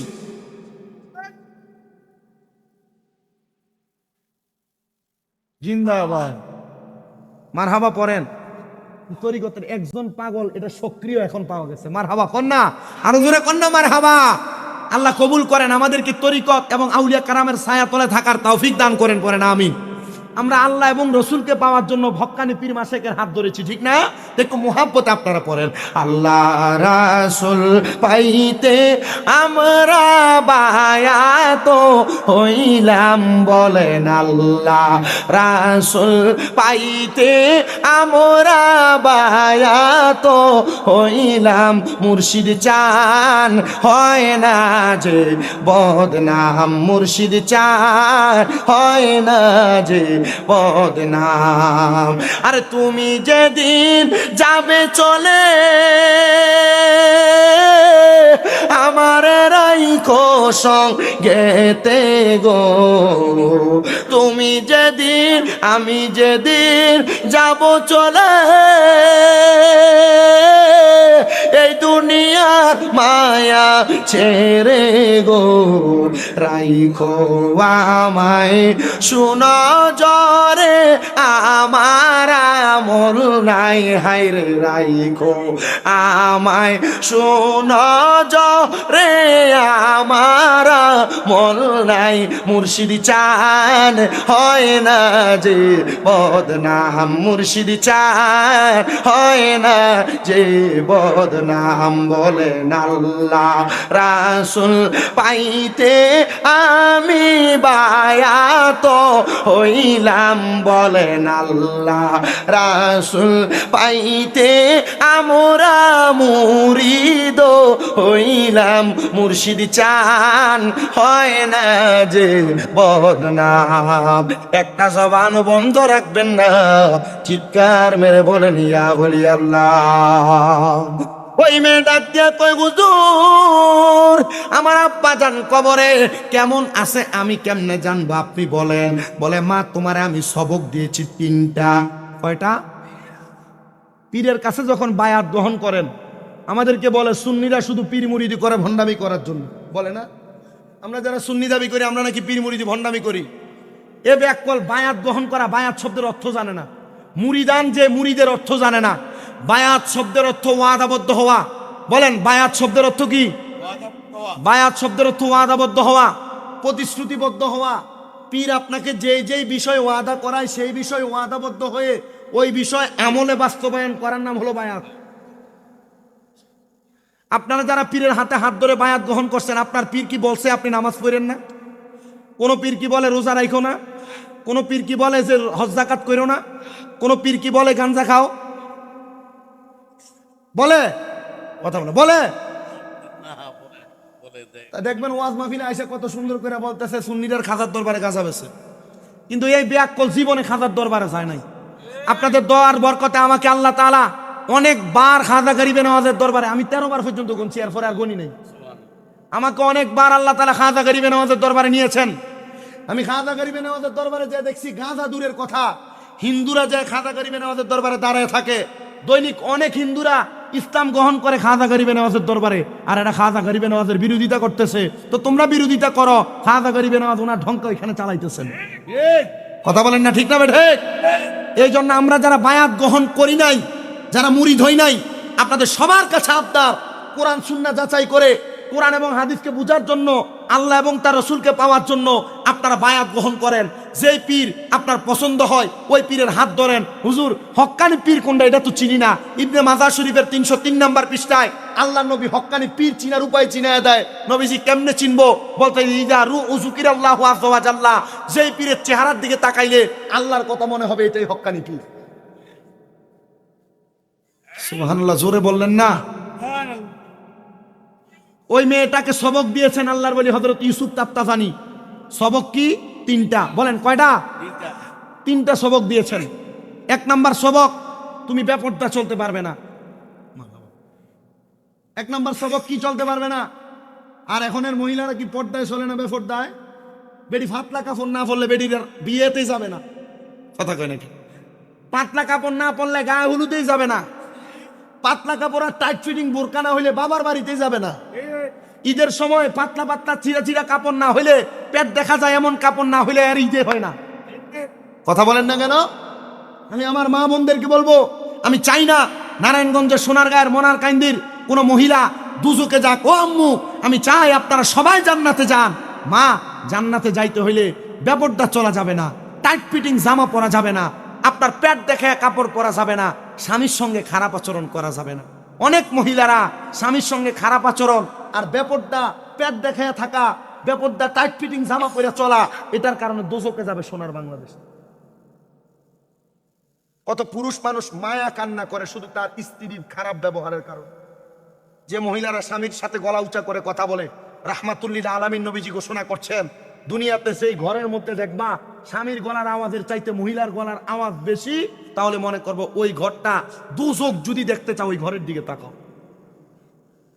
তাহলে যেই ঘরে মহিলার গলার আওয়াজ বেশি, স্বামীর কথা চলে না, স্ত্রীর কথাই বেশি চলে, তাহলে দুচোখ দেখতে হলে আমরা কোথায় দেখবো? ওই ঘরের দিকে দেখবো। আল্লাহ আমাদেরকে বোঝার তৌফিক দান করে। মেয়েকে সবক দিলেন কয়টা? 1 নাম্বার সবক পর্দা করো, 2 নাম্বার সবক 5 ওয়াক্ত নামাজ পড়া, 3 নাম্বার সবক তাহাজ্জুদ পড়া।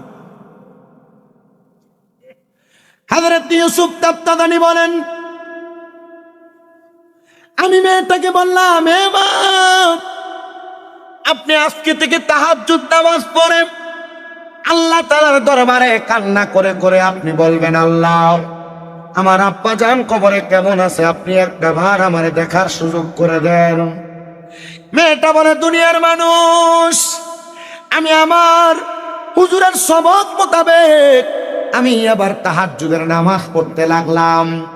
আমি 1 দিন 2 দিন করে তাহাজ্জুদ নামাজ যখন পড়লাম, 3য় দিন যখন আমি তাহাজ্জুদ নামাজের নিয়ত করলাম, তাহাজ্জুদ নামাজের নিয়ত করার সাথে সাথে আমি 2 রাকাত করে 4 রাকাত, 3, 4, 12 রাকাত নামাজ আমি পড়লাম। নামাজ পড়ার পরে আমি হঠাৎ করে আবার নামাজটা শেষ করে সেজদায় গিয়ে আমার আব্বার জন্য কান্না করতে লাগলাম। আল্লাহ গো, আমি আমার আব্বা জানকে কোনোদিন দেখি নাই, আপনি আমার তাহাজ্জুদ নামাজের ওসিলায় আমার আব্বা জানকে মাফ করে দেন। মেয়েটা বলে, আমি কান্না করতে করতে নামাজের মুসল্লার মধ্যে বেহুশ হয়ে গেলাম।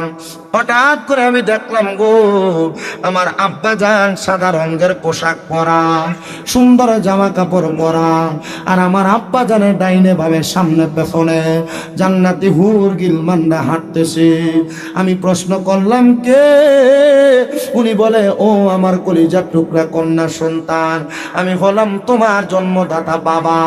ও বাবা, আপনি তো জাহান্নামের আগুনে জ্বলার কথা, আপনার শরীর বড় সুন্দর, বড় সুন্দর, কারণটা কি? কেন আপনার শরীর এত সুন্দর আর মায়াবী দেখা যায়? মেয়েটার বাবা ডাক দিয়ে কয়, মা কেন এত সুন্দর দেখা যায় জানো? তুমি কন্যা সন্তান, যেই দিন বলেছ আর ব্যাপারটা চলবে না, যেই দিন থেকে 5 ওয়াক্ত নামাজ পড়া শুরু করে দিয়েছো, আর সেই দিন থেকে নামাজ আদায় করার পরে তাহাজ্জুদ নামাজ পড়ে তুমি আমি আব্বার জন্য দোয়া করতেছো, আমার আল্লাহ তাআলা তুমি কন্যা সন্তানের দোয়ার বরকতে আমি আব্বার কবর নাজাতের ফয়সালা করে দিয়েছে। জবান খুলে জোরে জোরে পড়েন না সুবহানাল্লাহ। তারে জান্নাতের চাবি আমার মা, গো জান্নাতের চাবি আমার মা। ওরে মা যার বেঁচে নাই তার মতো দুঃখী নাই, মা যার বেঁচে নাই তার মতো দুঃখী নাই, খালা ফুফু মায়ের মতো না, চাচা জেডি চাচি জেডি মায়ের মতো না, মা গো জান্নাতের চাবি আমার মা, জান্নাতের চাবি আমার মা, মা গো জান্নাতের চাবি আমার মা। ওরে মা যার বেঁচে নাই তার মতো দুঃখী নাই, মা যার বেঁচে নাই তার মতো দুঃখী নাই, খালা ফুফু মায়ের মতো না, মা গো জান্নাতের চাবি আমার মা, জান্নাতের চাবি আমার মা, মা গো জান্নাতের চাবি আমার মা। সবাই মোহাম্মদের তাকবীর গান, নারে তাকবীর, নারে রিসালাত, নারে গাউসিয়া, আহলে সুন্নাত ওয়াল জামাত। আল্লামা পীর মুফতি গিয়াসউদ্দিন তাহেরী সাহেবের আগমন, মনার কান্দির পক্ষ থেকে, মনার কান্দির পক্ষ থেকে নারে তাকবীর, নারে রিসালাত। আল্লামা পীর মুফতি গিয়াসউদ্দিন তাহেরী সাহেবের আগমন, নারায়ণগঞ্জবাসীর পক্ষ থেকে, সোনারগাঁওবাসীর পক্ষ থেকে, মনার কান্দির পক্ষ থেকে, সবাই জুড়ে বলি মারহাবা, মুহাম্মদের আওয়াজে বলি মারহাবা।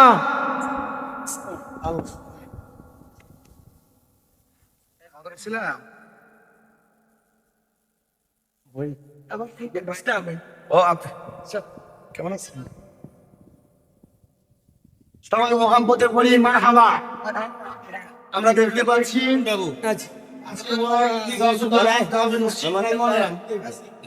9তম বাৎসরিক ঈদ মিলাদুন নবী সাল্লাল্লাহু আলাইহি ওয়াসাল্লাম মাহফিলের যিনি সম্মানিত প্রধান আকর্ষণ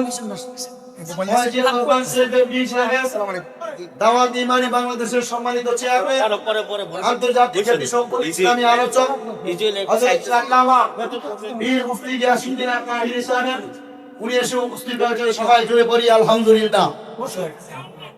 আমি আপনাদের কাছে যতটুকু বয়ান করেছি ততটুকু বয়ানের ধারাবাহিকতা এতটুকু বুঝে নেন। একটা সন্তান তার নেক আমলের মাধ্যমে তার বাবাকে জান্নাতি বানাইতে পারেন কি পারেন না? আমি আপনাদেরকে আজকের ওয়াজ দিয়ে এতটুকু বুঝাই দিলাম যে আপনারা যদি আজকের মাহফিলে বসে মনার কান্দির যারা যারা টাকা পয়সা দিয়ে এত সুন্দর জান্নাতের বাগান সাজিয়েছেন, আল্লাহ তাআলা এই মাহফিলের উসিলায় যেমন ভাবে হযরত ইউসুফ তার জামানির জামানার একটা মেয়ের বাবাকে জান্নাতি বানিয়েছে, এই মনার কান্দির প্রত্যেকটা কবরবাসী কবরের আল্লাহ তাআলা মাহফিলে বাড়ি পারে না।